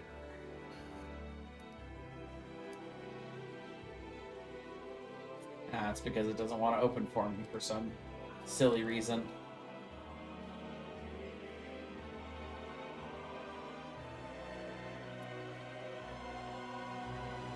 And I'm assuming, since it says that these gun positions have They're cover, about 8 feet. 8 feet. Jesus. Yeah, these are huge. These are big harpoon flingers, and yeah, I mean, they do 2d8 plus 2 piercing damage. Like, yeah. I'm assuming because it says they have cover, that Tim could actually just shoot out of the thing with his bow as well. Yeah. Or Mateo. Yeah. They're pretty ideal for ranged characters. Pretty unfortunate though for as any vehicle combat is pretty unfortunate for people that only have melee capability. Maybe we should get Mateo on the grappling claw then. Or just have Mateo shoot out and have Oljar swap back and forth between a harpoon flinger Yes, and a well, claw. the grappling claw won't be particularly useful in combat scenarios until something is very close. Oh, okay. Then I guess I'll be in a harpoon then, and Mattel could be in the grappling claw. That way he can shoot out. Yeah, that through way he the can back. just shoot with his bow. Yeah. And you can also you can have multiple people that can drive, and you actually can travel. You can pretty much travel all the time if you rotate who is resting. We have many people that do that. It's going to be difficult for you to find safe places to stop and rest in the open fields of Avernus, unless you're specifically have found somewhere to stop and shelter. I would actually suggest not really stopping, if it can be helped. Okay. Sounds good. Okay. Well, so you guys have your war machine, you have your soul coins. Is there anything else you'd like to do here in Port Nokobone, or I guess I should ask what you guys would like to do next. It looks like our Rest party if we can. Yeah. Yes, We could you rest. can definitely rest here. They would have no problem with that. So you all can go ahead and take a long rest, and you are very safe here. Oh, good. Hey.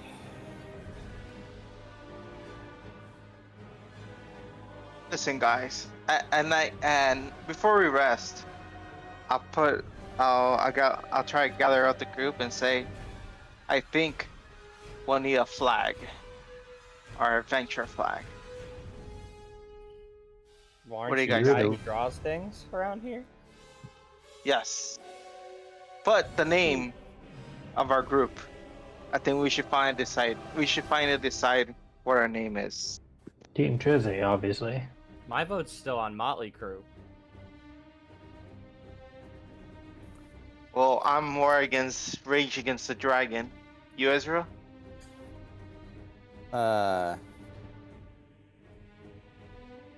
Like trying to kinda pick like- a pirate king. I like Everybody only Fandolin. votes for themselves. I like the Fandolin 5, but You like the There you go. Fandolin 5? I guess we all turn to look at Mateo then. Mateo, which one of these four names do you think's the best? Oh God. He's gonna That's go with not Team fair. Trizzy, because that's his. You could always roll a d4.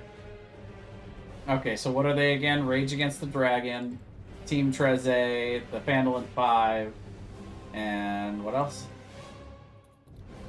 Motley Crew. Wow. Motley Crew. 2 entries in my zone at a 50%.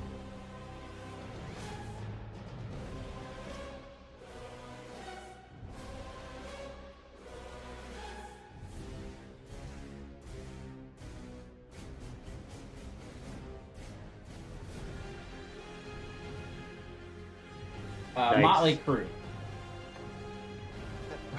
You didn't roll for Treze.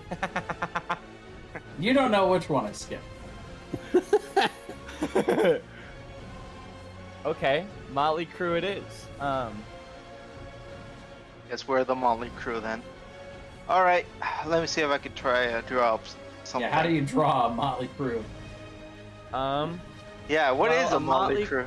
Motley Crew is like an assortment of people who stand out and aren't really normal by any means and are very diverse. So I think our flag should show the diversity of the crew. Ah, I see. We can fly a lot. We have magic.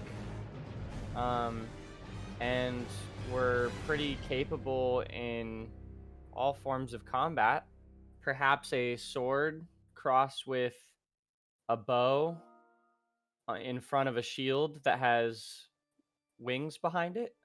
A winged shield with a bow and a sword crossing. it's breathing fire.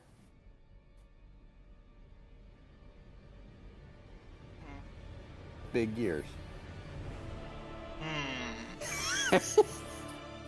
It doesn't tickle my creativity. Doesn't could tickle use your my fancy. family- A dragon head We with could human abridge hands my and rabbit family ears. crest a little bit. Ah, see, that looks interesting. That is interesting. Lol. Uh, Let's all take the next 30 minutes of the session to look for art that's already been done. And Yes, that's what I'm Posted in literally chat. gonna do. What's the website? The image website? yeah, what? Oh yeah, can I? Someone give us the Tim? image website.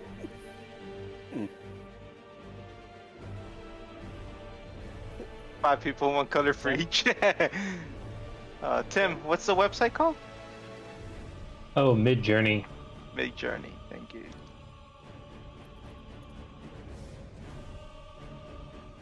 Oh my We can god. go ahead and start driving while Old Jar is working back on the flag. Okay. Our own little Betsy Ross back there. So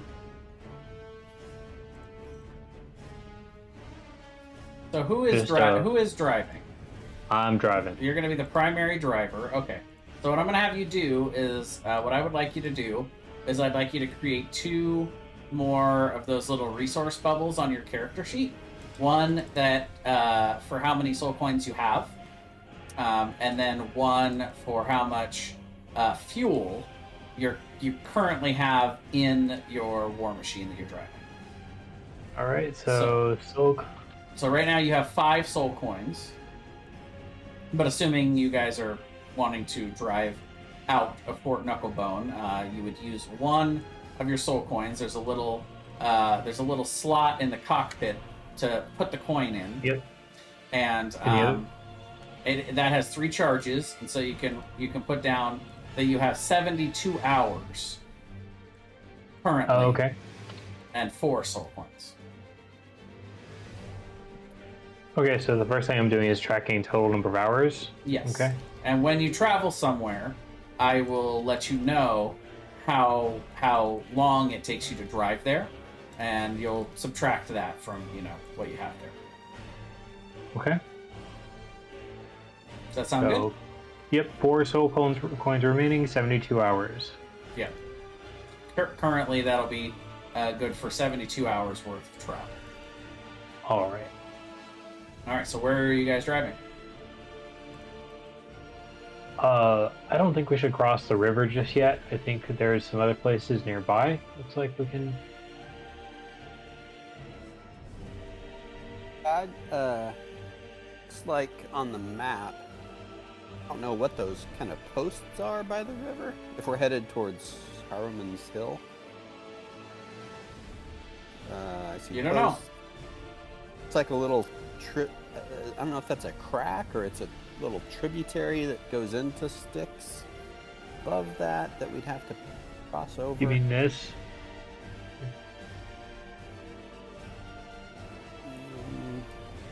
Yeah, you ping what you're talking about. Hey, how do I ping? You just hold. down. You just hold the mouse down. Near. Okay. Yeah, you're not sure. No.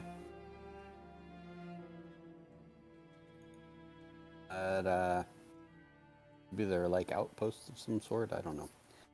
Anyway, that's my first thought. So we just came from the southeast at El Terrell, so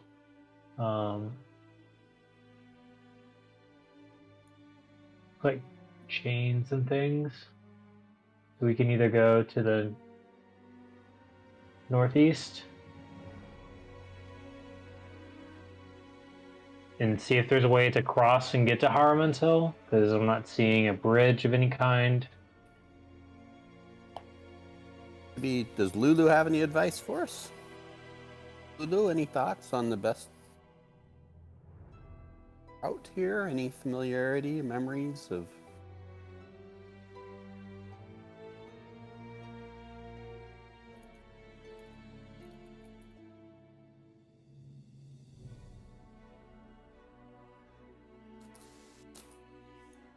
By the way, I actually should give you guys access to Lulu in the companions here.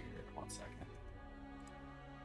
So at least you all can see Lulu hanging out down there in your companions folder.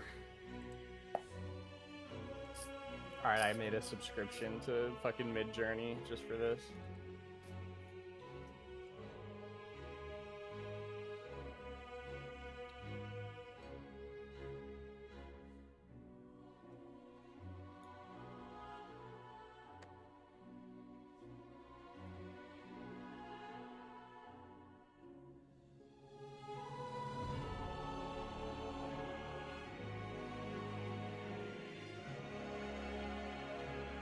This is a good question, which unfortunately requires a little bit of research on my part. I apologize. No worries. I literally subscribing to Midjourney to post 200 banner choices. So you take your time. I didn't hear. Is that the website you're using? Yeah, you have to pay for it.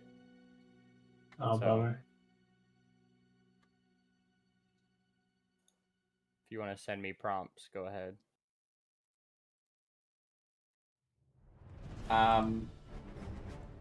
So what she would say is that she's not very familiar with Avernus. She doesn't remember a whole lot about her time here. Most of what she's remembered, she's already told you. But she does remember. She gets this feeling like Haruman may be able to help them in some way, or at least she's hoping that that whoever's there will be able to direct them to where the Bleeding Citadel is, or maybe the Bleeding Citadel is over there, something.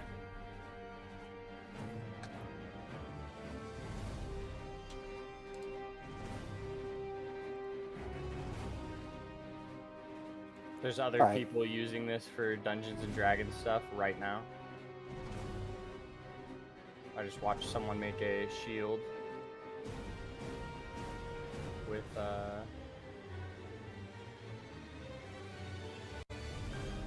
their players on it.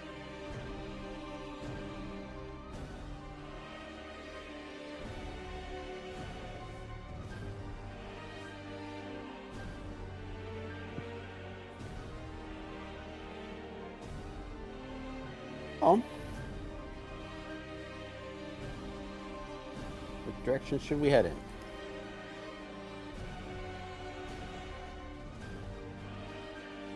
I'm tempted to go ahead to the southwest. There seems like a couple things of interest. There's like a citadel-looking thing. This central thing seems very important looking. As does this. This looks promising as well.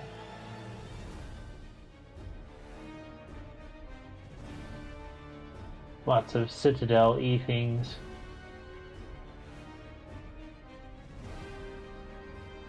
And it's relatively flat.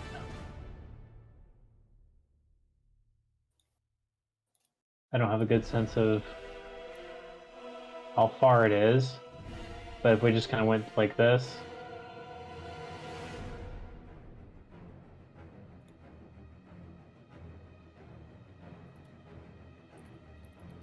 I figure just anytime we encounter a major geographical obstacle, like crossing a river or something like that, there's a real chance for it to be like totally disastrous.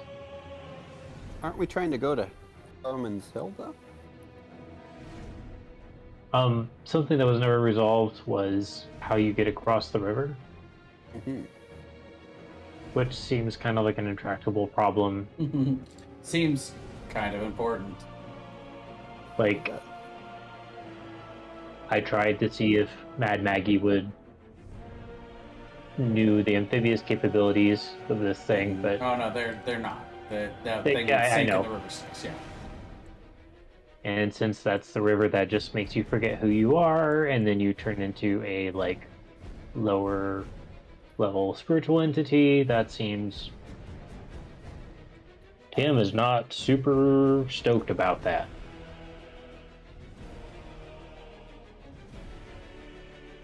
I wonder what those things are sticking out of the river Styx to our southeast. That seems, yeah, it looks. Well, you guys, bridge-like. by the way, you guys are not seeing any of this in person.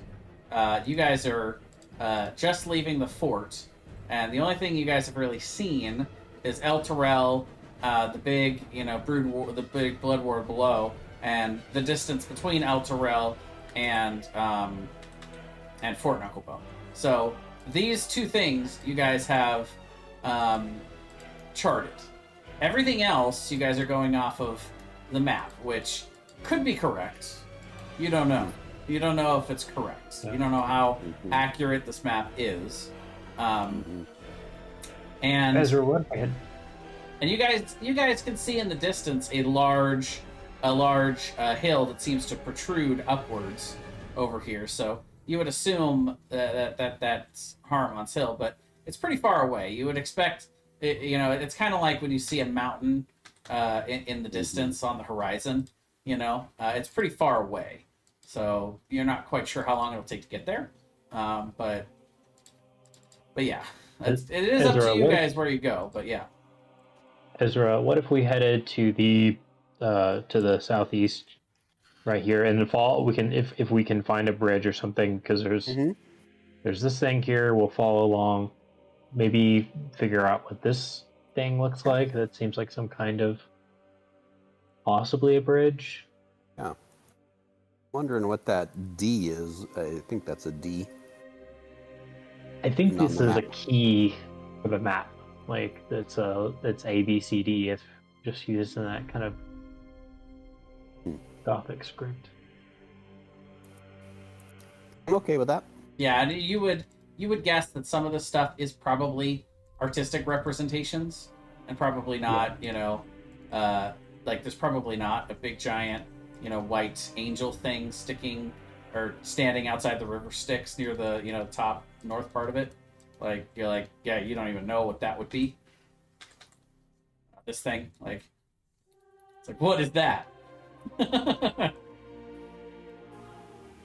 Yeah, I feel like those are our two options. Really, go up here Okay. or go down here. Because then, Okay.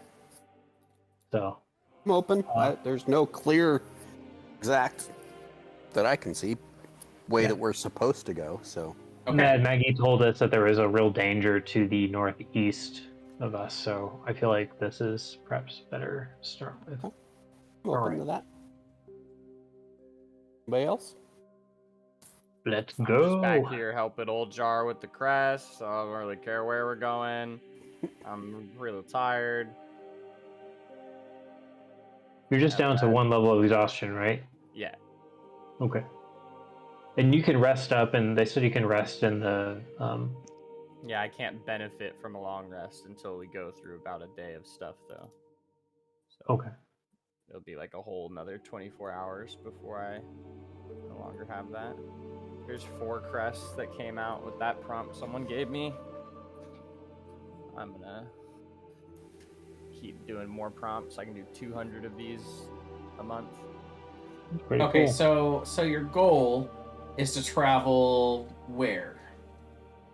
I want to head towards this thing.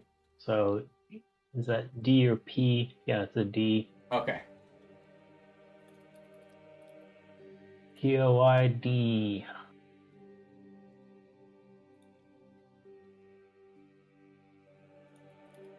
That one's not really a flag. It's like a artwork.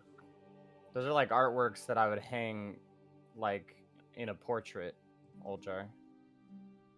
Okay. Not really like flags.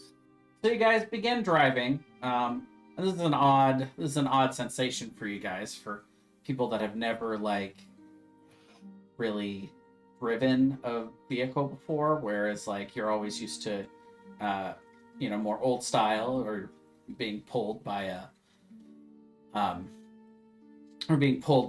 animal, or riding an animal, as you guys did with the griffins. This is magical propulsion, and it's going pretty quick. 100 feet per round is a pretty good speed. And you guys don't fully understand. You guys read the manual, essentially the War Machine operating manual, but you still don't understand fully how the magic of this thing works. How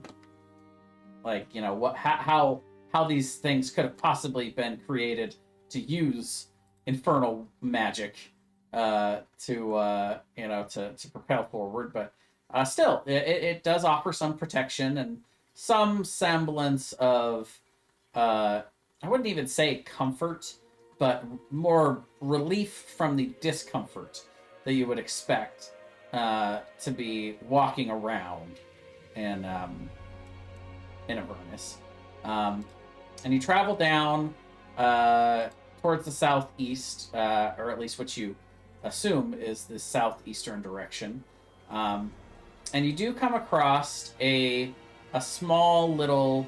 It's not even like a river. But if you guys focus in enough, you can actually see there is a little bit of a river Styx runoff that goes through the middle of this, but it's a trickle. You guys, you barely notice it as you go by, and you do actually travel over it without any issue.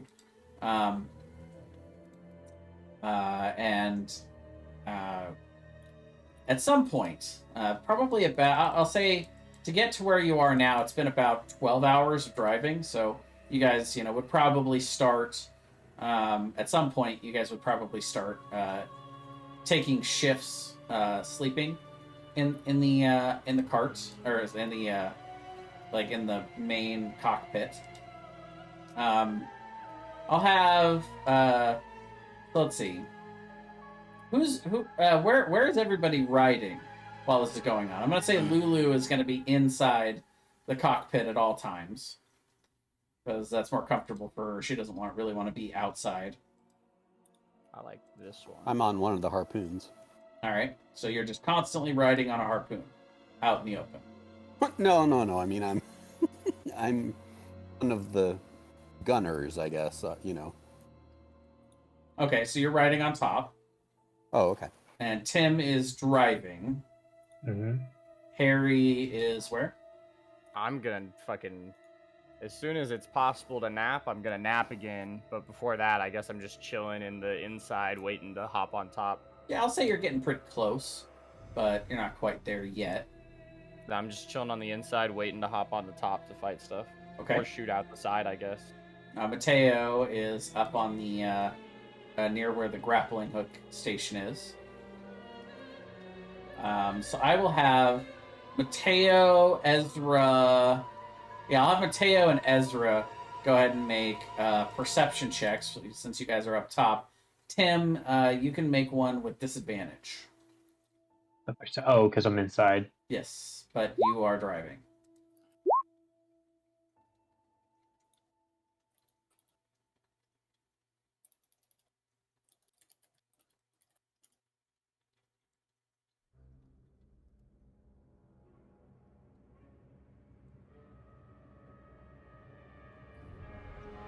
Vegeta JoJo walking with Mortal Kombat cinematics. Who the fuck? All right, so, Mateo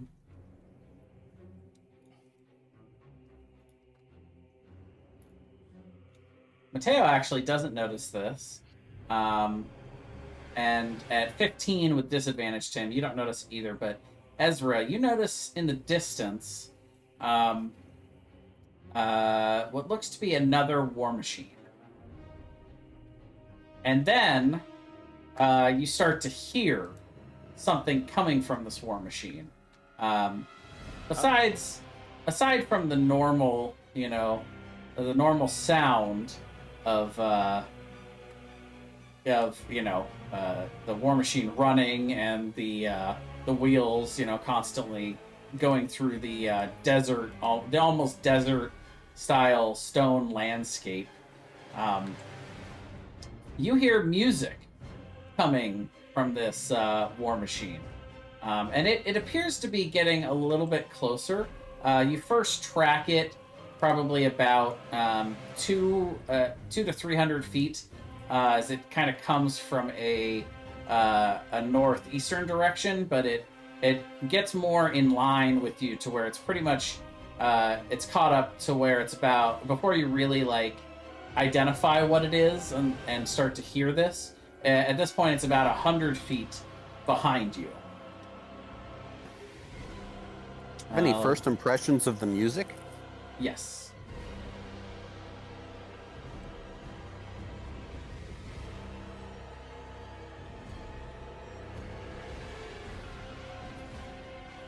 But I don't really need to describe it because why describe it when you can just play it? Yeah. Okay. Oh man, I found a really good Well, one. And it All gets y'all to the down? point where pretty much all of you can hear it. Hey guys, we got some company. Other war machine approaching. And that music's coming from the war machine. Not sure what to make of it. And this thing is on a huge scale, by the way. So I know it looks like it's pretty close behind you, but that's 100 feet. Means they're in range though, right? Yeah. So pretty much they come from behind this rock out in this direction, and they take a turn, and it looks like they're clearly coming after you. Can we roll initiative as a party, or do we roll initiative individually still, or? Well, I have to ask you guys. It is almost 10 o'clock. So, would you guys like to do this combat tonight, or would you prefer to do it next time? Don't care. Up to y'all. I'm open either way. I'll have to if we do it tonight, I've got to finish right after we finish. Yeah. Either way is okay with me. Okay. Yeah, same. All right. Yeah. How fast Then are they going? well, they're going fast. All you know is that they were going faster than you are. But they're going faster than us, and they're behind us. Yes, they're currently following you. So we roll initiative now. If Well, yes. I'm gonna call out. It to depends the- on what the- you guys want to do. You know, do you guys want to fight them, or what? What are you guys I'd doing? like to summon a wall of force directly in front of them. I'm gonna call out. Let's fight them and take their soul coins, and also maybe get their music because it's pretty dope. Can I tell what kind of war machine they're driving? Sure. Get you a handout.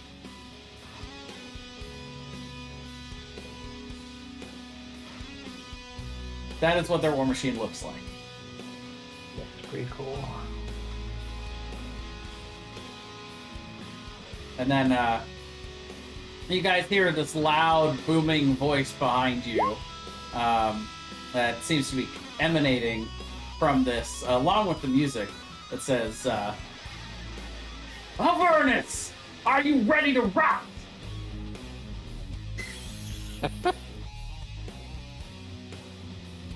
So these motherfuckers, how I roll. All right, go ahead and we'll have everyone roll initiative. Y'all are gonna love my fucking attack plan for this. I already typed it into chat. Okay, keep forgetting to do that. Okay, click the thing. Then click Yo. initiative. Is that his name, bro?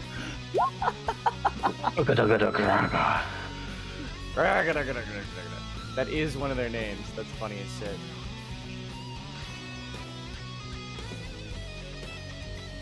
And then Ragadagadagadraga and Jibs.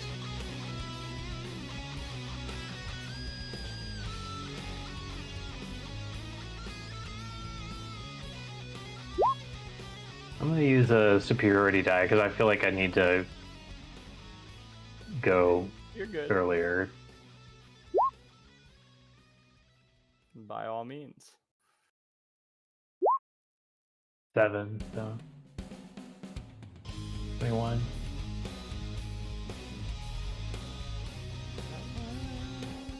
All right, do we have everybody on here? Oh no, we don't have Mateo. Or Lulu. So I just added the D8. Oh gosh. Yeah, yeah. Well, first of all, he is rolling incredibly high, but also, yeah, that new feat, he's going to be going first. That's in pretty much amazing, every yeah. combat. Yeah. Let's get Lulu out on too.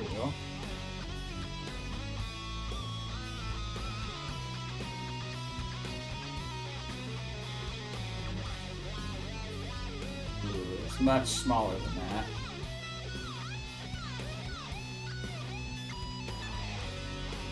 Now on her token doesn't come up right. Let's see. I just kind of I just kind of see you guys all prepping for battle, and I say, I think I've got this one.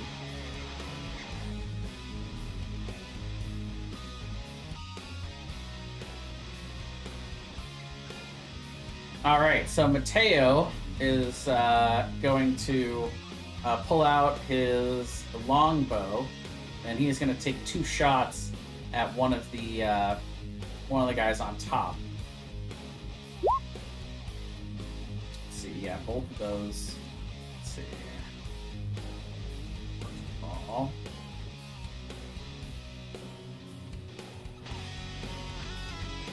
That one would hit, though. Both of those would hit, in fact. But it does not have sneak attack.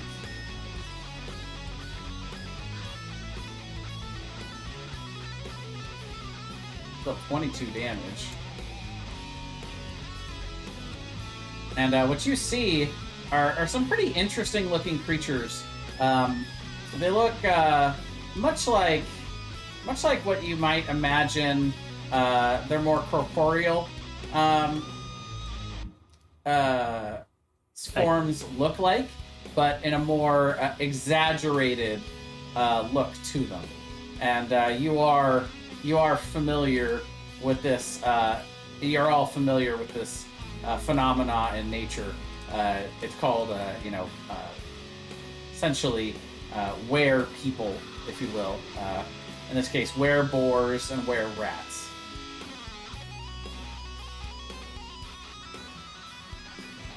And it seems like all 4 of these are on top, and you would be able to see through the front of the war machine. It appears as though this Raga character is driving the war machine. I posted some flags in there that I like. Tim. Woljark said he liked one too. Y'all can- All right, so I'm actually going to use. Well, first off, I guess I want to spin the thing around. I want to kind of using my movement to. Let me see if I can do this here.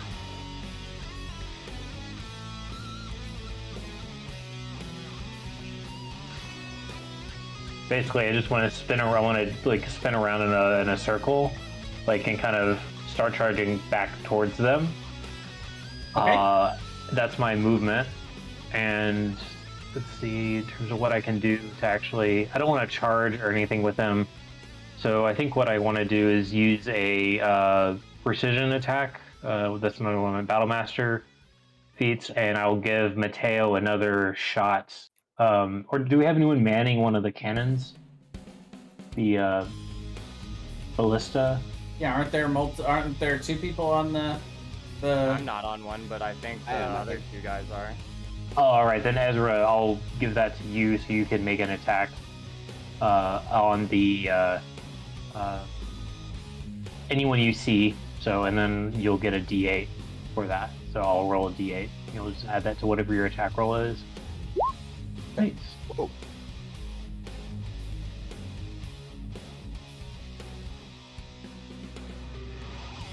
I can attack. Oh. Well, so what you want to do is you want to go to the Scavengers character sheet.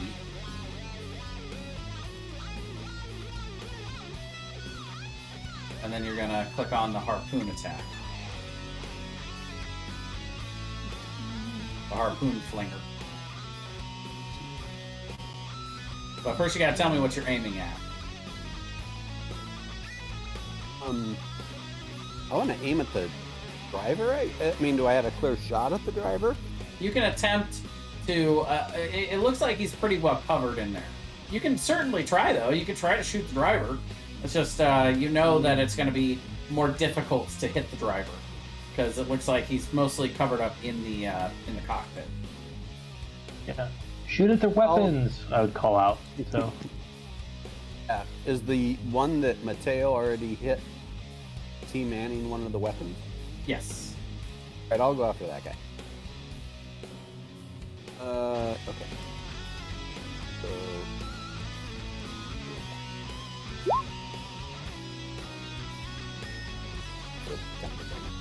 Let's see. Oh, but I had the 8. You do. So, 18 to hit, does hit. Hey. Yep, 16 piercing. As he takes one of these, kind of wings him, you know, like the left shoulder slash, but you see blood spurting from there. Okay. So that's it for because it wasn't my turn, right? That was just what. Yeah, that was just a single Given. attack.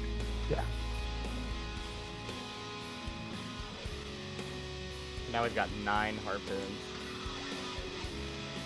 Okay, so Tim, you turned around. So what we're gonna, by the way, so what we're gonna say is that turning around the vehicle fully around costs half of the movement speed, but you end up in the same place. So you essentially do a big circle. Yeah.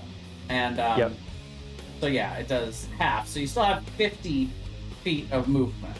Are you wanting to move directly towards them? Tim, hit the reverse. I don't want to. I don't. I'm gonna kind of do like a call it a lazy-ish U-turn because I don't want to use all the movement and charge, and I don't want to. I do not want to crash into them, but I want to force them to like divert or like by being here, either they're gonna have to hit us, or we have more armor in the front, and so I'm just trying to face that part of the vehicle towards them. Okay. So you want to be essentially in the same place you are, but you want to be facing them now. Yes. Okay. So I figured that there's Yeah, you heavier can do armor that. on the front. You can do Yep. that. Okay. Anything else for you? That's it. Okay. Oljar.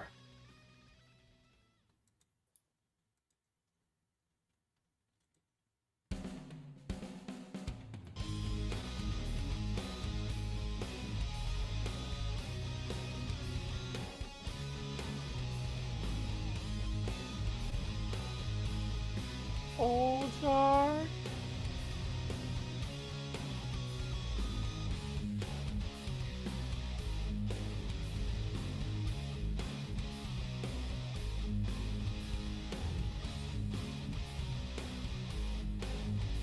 Did we lose Oljar? Good question. Oljar. Are you muted, Oljar? We can't hear you anymore. Or rather, your mic is not sending anything out.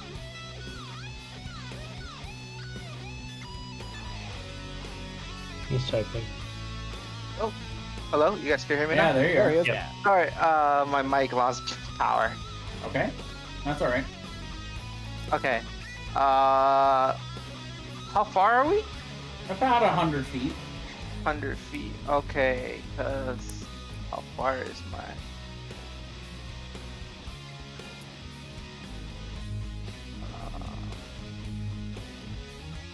I'm working on a completely different design in the bot, but there is one option it's up only- there. All right, I guess I'll use the harpoon and shoot down the guy, the rat in front of me. The rat in front, right here. Okay. At Yiga.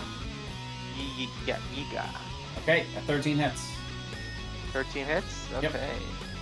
And I just press on the. Oh, wait a harpoon. minute. Hold on. Alright. He is using. He has one of the harpoon flingers. Let's see. So it grants half cover. So he actually has the plus 2 to Okay. AC. So 13 would just miss. Just miss. Ah, okay, that's fine. And yeah, that'll end my turn. Okay. Harry.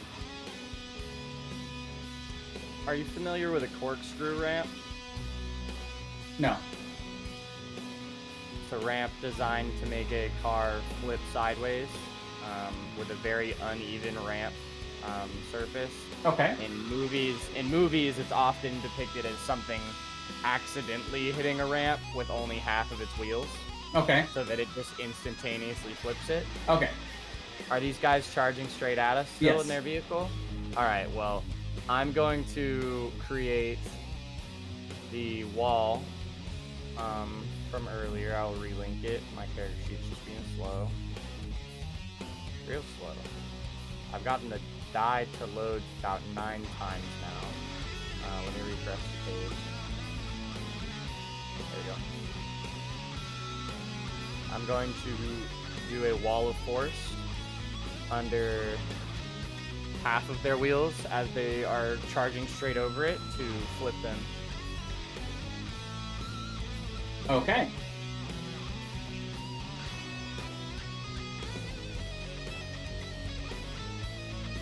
And I'd like it to be a very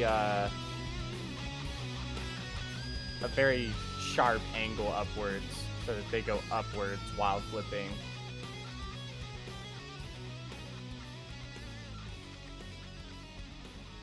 Very creative. I'll have to figure out how I want to play that when I get around to the driver's turn. You can hit them into the rock, flip them. Yeah, you do you. I'll be happy with whatever you do, I'm sure. And then I will give a bardic inspiration to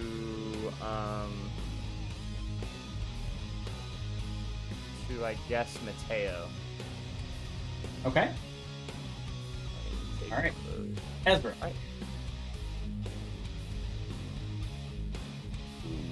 Okay, so there's about 100 feet of distance between us or so? Yes. Something like that. My options are either shoot another harpoon. Can I shoot another harpoon at him? Yeah, absolutely. Guess I'll shoot another harpoon at the same guy I shot at last time. Ooh, I think y'all are gonna like this one.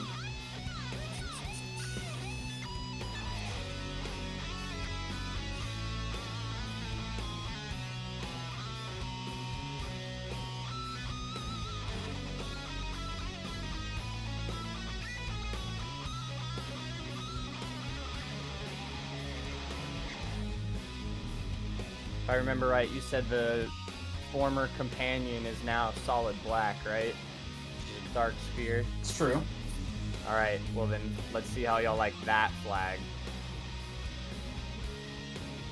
Can you link? You have to pay a $10 subscription. I'm and it sorry. links Can to your you link the physical. Wall of Force spell to me? Oh, it should be in the chat. That's in the chat. Okay. Oh, there it is. Okay. It's 10 by 10 foot panels that are invulnerable to physical damage. I imagine I'm not using all of those panels either, as it's a sharp ramp to toss them up. So I don't need it to be fucking super long. But enough to project them into the air. At least sideways. Spin them sideways.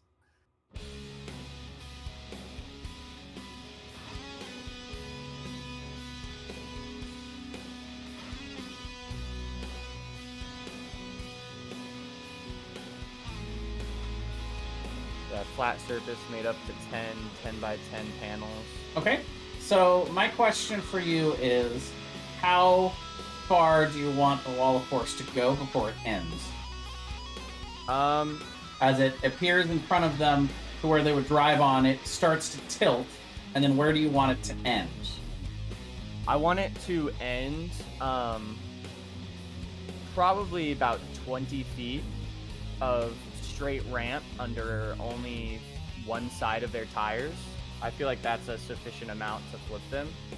And they look closer to this rock, so I'd like to put it on the other side to maybe cause the possibility of flipping them into that rock. Whether they go over it, skirt past it, whatever. Harry's not a physics major. Okay. Alright. And the spell DC for the spell DC for the staff is 15, right? Just I for don't like the remember. other spells on it. I don't remember the stat. Oh yeah, yeah, it does say right there, spell DC 15. Okay, good to know. I'll have to get around to Ragged Ragus turn before we resolve that, but I now have all the information I need to resolve it. I know what I'm going to do. All right, so Ezra shot a 12, so yeah, that is going to miss. More accurately, it bangs off of the exterior that seems to be covering him up. Yeah, and it doesn't pierce the outer armor of the war machine. All right. All right. So this guy, or anything else for you? I guess that's it. Okay. So this guy is operating one of their harpoon launchers. So he is going to shoot it out at Tim. But you have a +2 because you have cover. 18 to hit. Gonna miss. 17 plus 2. So. Okay. Just misses. So it looks like these guys maybe are a little bit more practiced in their shooting. They've done this before, but still just barely manages to shoot wide. Lulu is going to go ahead and cast Bless at first level. And she is going to bless Oljar, Harry, and Ezra. So each of you get a D4 added to your attacks and saving throws Okay. for the next minute.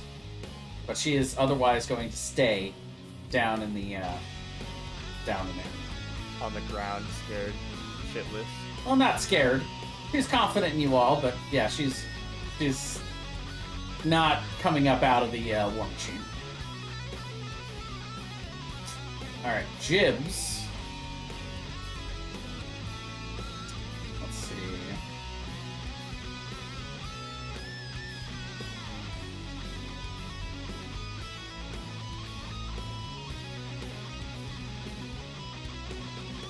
Is going to hold his action. Yiga also has one of the harpoon flingers, so he's going to fling one at Mateo and misses. And then Uzi is going to go ahead and also hold his action. All right, so Ragadraga is the pilot. So he is going to drive, and first I'm going to roll a perception check for him to see how well he notices the sudden change in orientation, and see how he reacts to it. 19's pretty good. Okay, he feels the ramp start happening. He's Yeah. Like, wait a minute. He's like, what is happening here?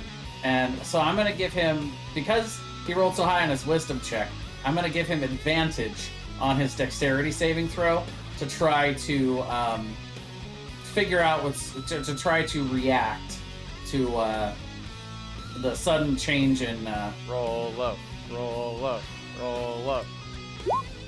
Motherfucker. 18 beats the wall of force DC. So that I was having it be DC 15 because that is the wall of force DC for the staff. So what I'm going to say is that he feels it start to go up, and he turns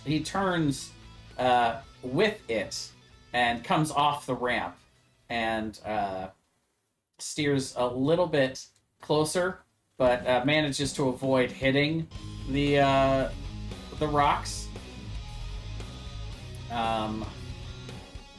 But yeah, he is still driving straight at you guys at full speed, and he is actually going to crash into your guys' war machine.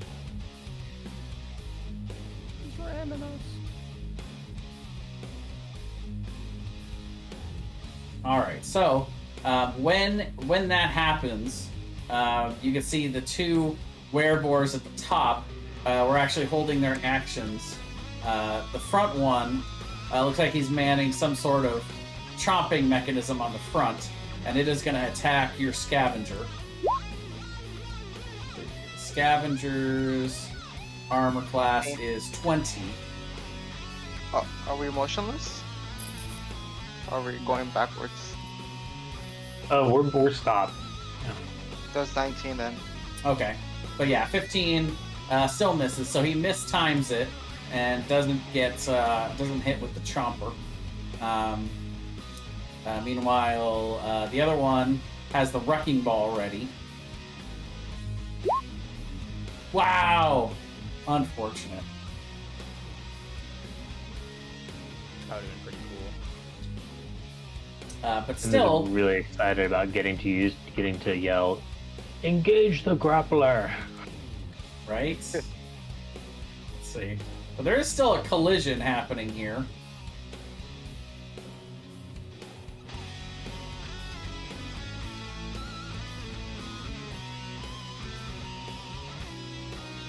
What didn't work? If you guys want to check the Discord while he's figuring out the collision, I think we got I our love that. candidate for the flag.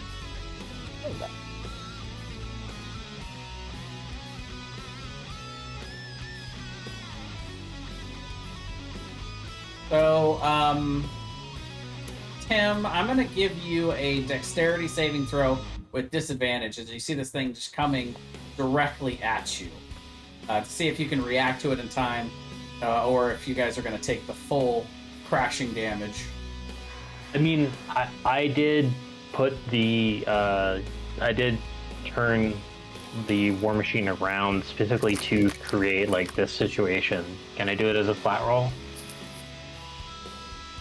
Well, because what I'm gauging is whether or not you can get the war machine moving again, and in a way that softens the blow.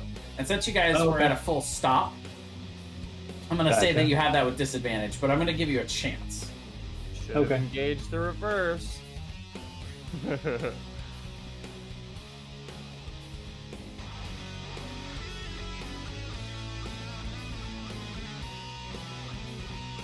This is not a driving.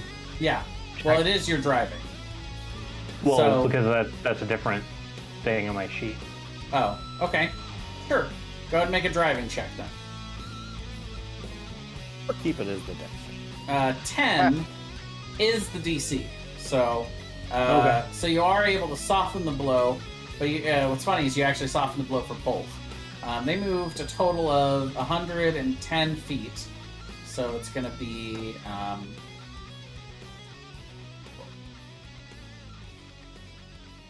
11d6. So both vehicles take 39 damage, but you get to have that. So Scavenger takes 19 crashing damage, while they do not. They take all 39 of it. Okay, And so both we're at vehicles one. come to a stop there.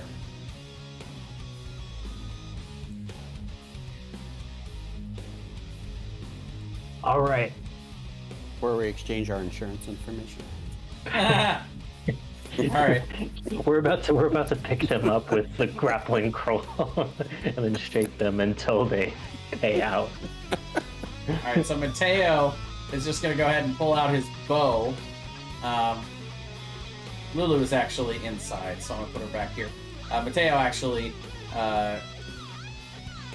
is going to shoot at this wearboard twice.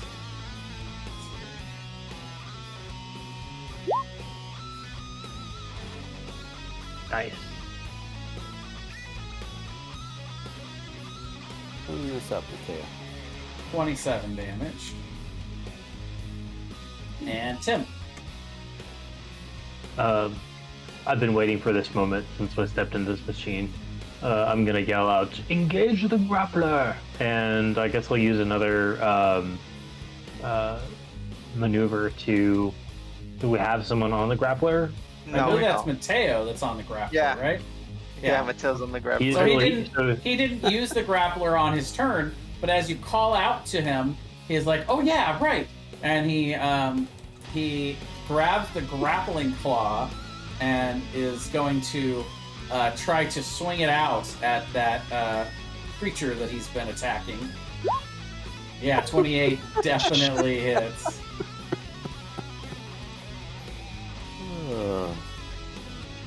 He's grappled by the grappler? Yeah, the target is grappled. But it does damage too. Let's see. Yeah, I guess that's not. cool. So can he? So is he like picking up the other vehicle? I'm gonna say it does piercing damage, but we'll just put it as the same damage as the harpoon flingers. So yeah, it does 12 piercing damage as it grabs him, and now he is grappled. That guy is looking rough, but you see Mateo actually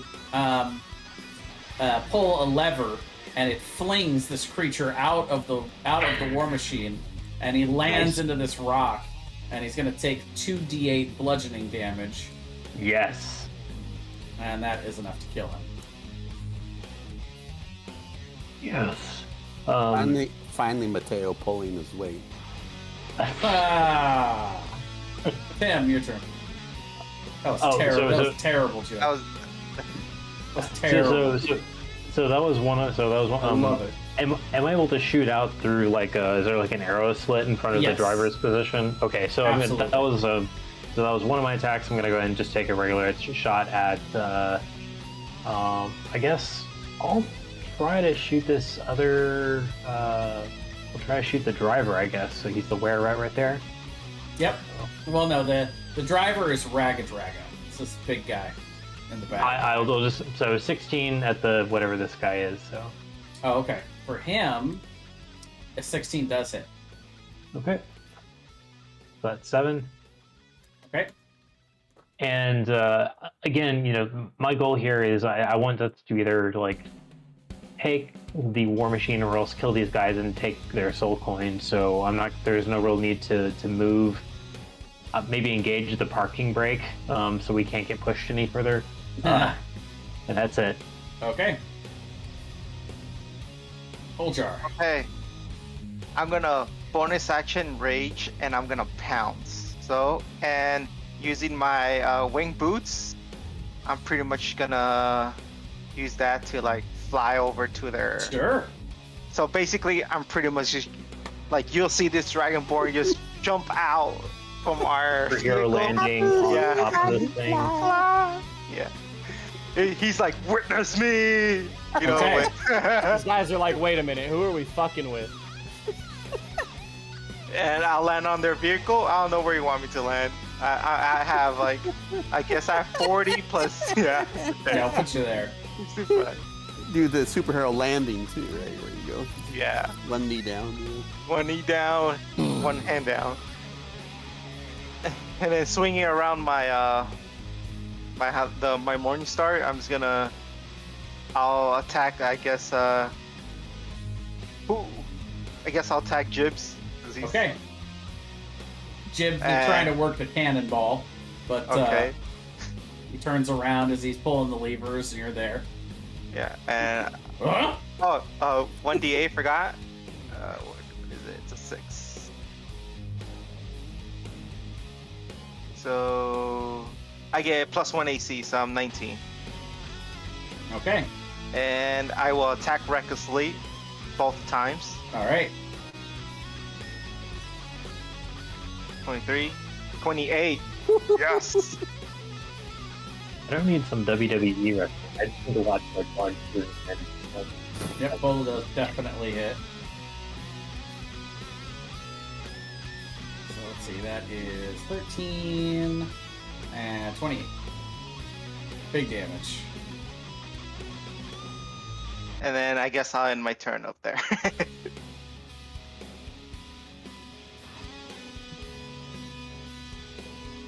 I love these names. Aussie Wog. All right, Harry. I will engage my bonus action of my elemental gift to fly as well.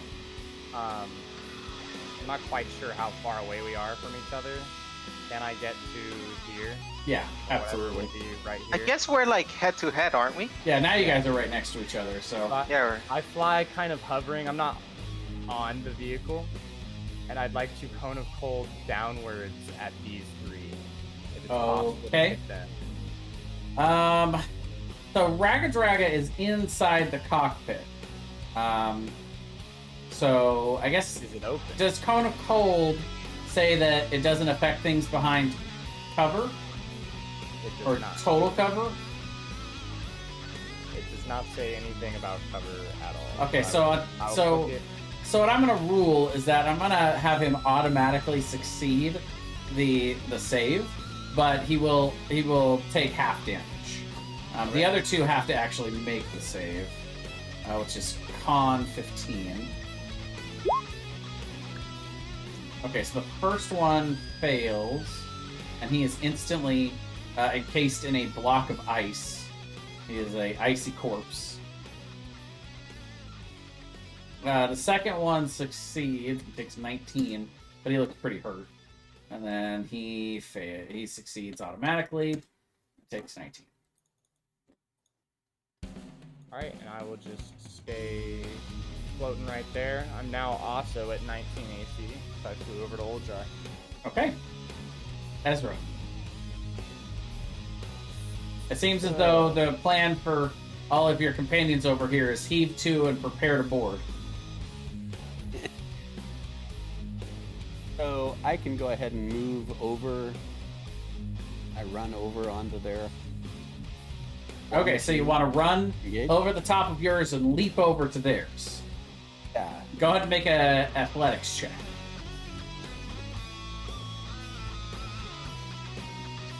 Oh yeah, no problem. You run and you just land on the other side. Let's see. These guys are Right. fucking with the wrong people. Let's see here. Who do I want to go after? I'll attack Jibs, Okay. to the one to the right of Oldjar. Yeah. I'm with you. You Jibby with it? That's his funny. I'm not gonna lie, in the past like 2 sessions, I really felt us go from like adventurers to like superheroes. 12 misses and 14 just misses. I've done it. I will action surge. Another couple of hits.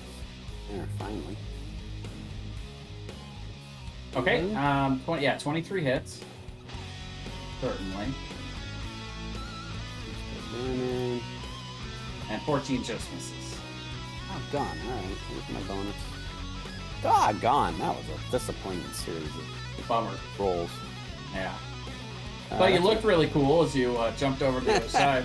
Aha! Yeah. Fink is gone, so I'm going to take him out of here. Lulu will just remain in there. Oh no! We forgot about Bless. Bless. Oh, right. Okay, so roll, Does it happen let's see. automatically? Yeah, roll 1, 2, 3, 4. Roll will be 4 d4s. And then we'll just add each one. Okay, so the first one would be 16, so yeah, that would have hit. And then, yeah, 15 would hit. And then... all but the last one, yeah. So the rapier still misses, but all the other ones do hit, actually. Woo!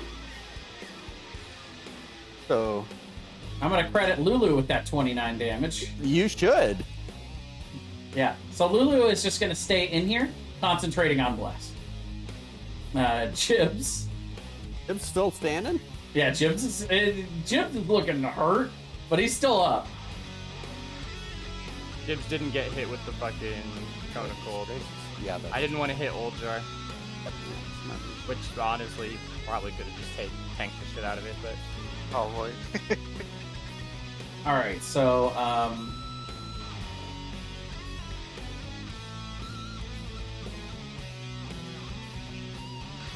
he's gonna make 2 maw attacks as he pulls out this big hammer And he's gonna swing it twice at you, Ezra. 21 and +1. 17? You're +1, Ezra. Yep, that puts me at 20. So Okay. the So 21, the 21 hits. hits then. For 6 bludgeoning. Wow, it's a very low roll. But yeah, 6 bludgeoning. All right. I'll use riposte Okay. to the miss. Let's see. I just make a melee weapon attack. Yep. Melee. Well, yeah. Yeah, 26 definitely hits. And then 13. He's gonna use his once Plus the per D8. rest.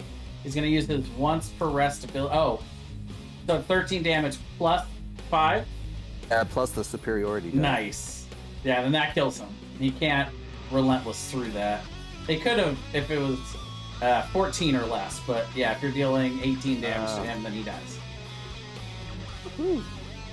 Nice. Okay. So that's Jibs down. Yigna is going to turn around.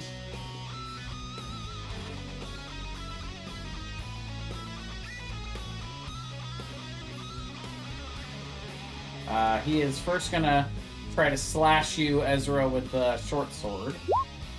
23 to hit. Yep. 6 piercing. And then he's going to try to bite you. 21. Yep. Or 5 piercing. Okay. And go ahead and make a Constitution saving throw. What? Oh, bless. But doesn't matter. Oh yeah. No, that's not how natural ones work.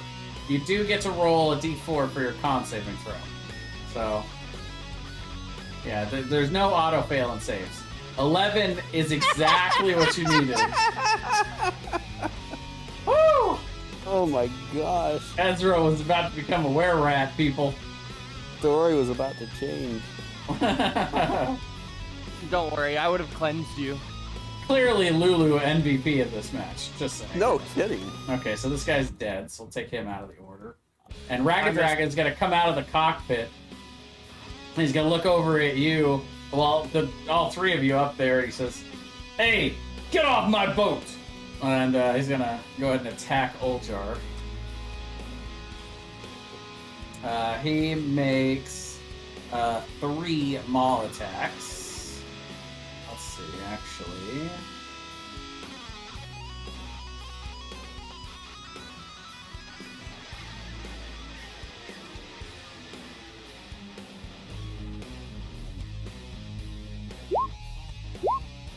Uh, 17 misses, 27 hits, and 26 hits. Okay. 18 bludgeoning reduced to 9. 9, okay. 16 bludgeoning reduced to 8. So you take 17 damage And 9. instead of 34. Yeah,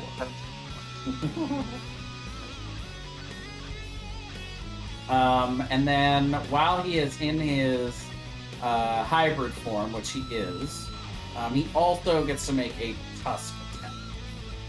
Let's see.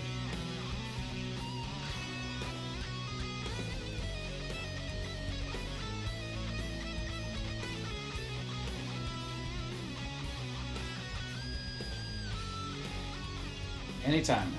There we go. And he misses. Okay. That's it for him. Alright, so Mateo is going to go ahead and try to shoot at Yiga twice. 13 does actually hit, surprisingly. He's got low AC, unfortunately, for him. 15 damage. Yep, which takes him out. And then the second attack, the 26, would then go... Actually, Ragged Draga is the only one left. So yeah, we go to Ragged Draga, and that does hit. Does not get sneak attack. Oh, whoops. Oh, yeah, that's right. 13.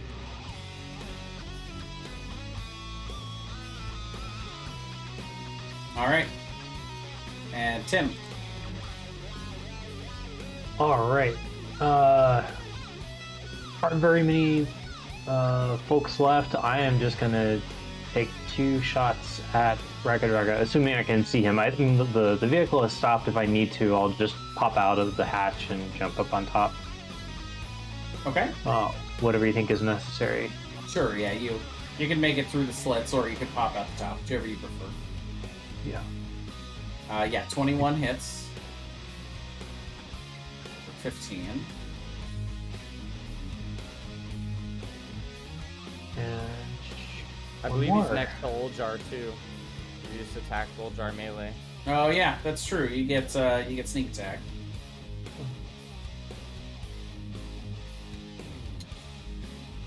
Okay. 22 also hits. Yeah, for 9. Okay. And I'm gonna go ahead and no, I think we're good. Okay. Olgar. I'm pissed, so I'm gonna Get him. attack. Alright. Okay, So I guess I both miss. I'm sorry, what? No, they both miss. Okay. So not Okay. recklessly. Okay. Yeah, not recklessly. Yeah, they do both miss. Harry. I would fly.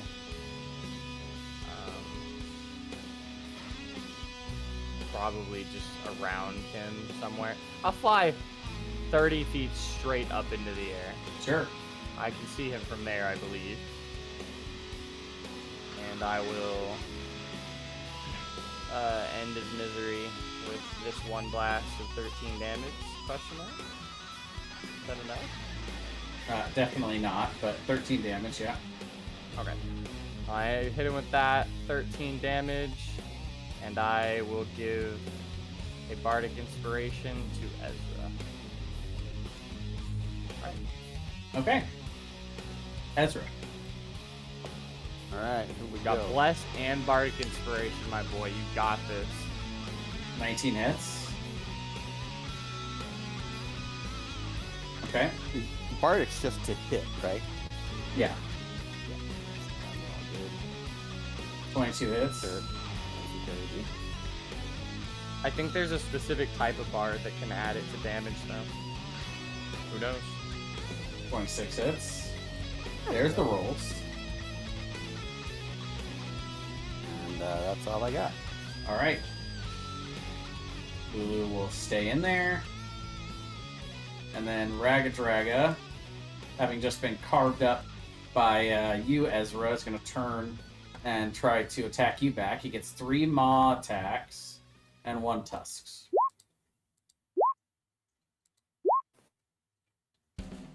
All right. 1 maul, 1 tusk, I believe. Yeah, 24 and tusks. So, yeah, you take 10 bludgeoning damage from one of the maw hits, and then 14 slashing from the tusks, and make a Constitution saving throw. Which you get a D4, and could use your inspiration, but looks like you're good. Here we go. I will use another riposte. Okay.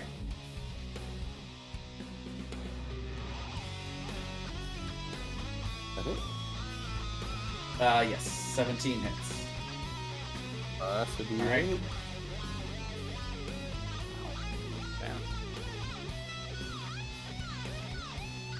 right. You almost reduced that. He's looking very red, as you can all tell. Guy is hanging on by a thread. Mattel's gonna take it. Everybody get back. All right, Mateo will go ahead and You can jump over with the short sword, athletically, and you slice his head off midair. An unarmed strike. Unarmed strike him. Unarmed strike his eyeballs out of his skull. he's going to run out this way, and he's actually going to take a leap off of the.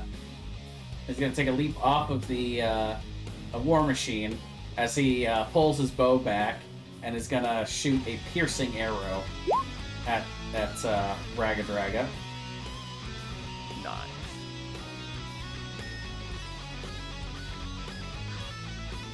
Arcane Archer, bustin'. Basically the magical version of what Tim decided to do.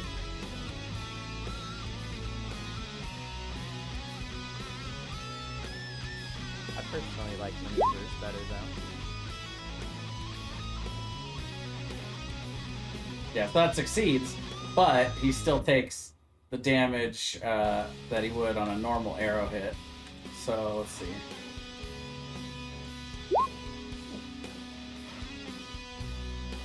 Plus the d6 for piercing. Or plus sneak, actually. So that would be... So you take half of that. 11, 16, so you take 8.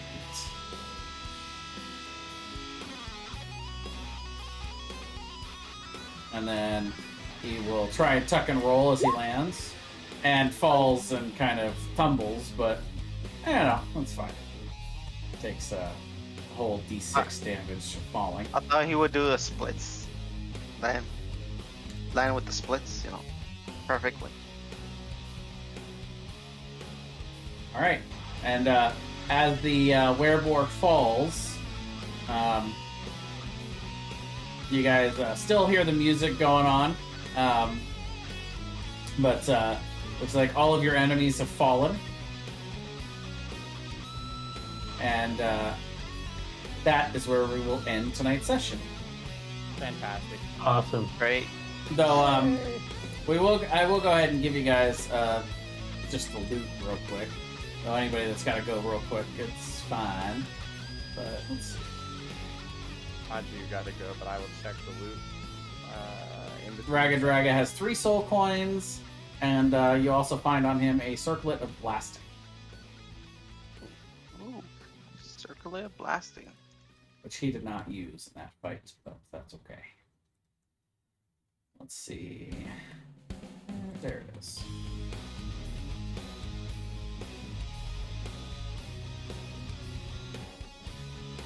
Nice. And he also has a, I mean, obviously you guys would now have access to his war machine, which is the Demon Grinder. So I would go ahead and give you guys access to that in your player journals. Just gonna edit it. Get more soul coins. But yeah, you can go ahead and add 3 soul coins. All right. Okay. So now we're up to. We still have some additional juice on it because we only used about 12 hours. But we're up to 7. So yeah, you guys have a lot. You have a lot of soul fuel. Yeah. Right now. I'm gonna say we still have 24 hours left. 48 hours left of fuel, just from the first coin that we used. So. Gotta hop off, guys. We'll catch you All right. later. Have a good one. See ya. Later. See you. Bye. Same And here. All right. Oh yeah, we'll See talk y'all. about this next week. All right. Have a Yep. great week. Sounds good. And this was fun. Yeah, it was a lot of fun. Yeah. Okay. Honestly, it's Mad Maxy, which I love. Yeah, good stuff. All right, guys. Have a good night. Yeah. All right. Bye. Great.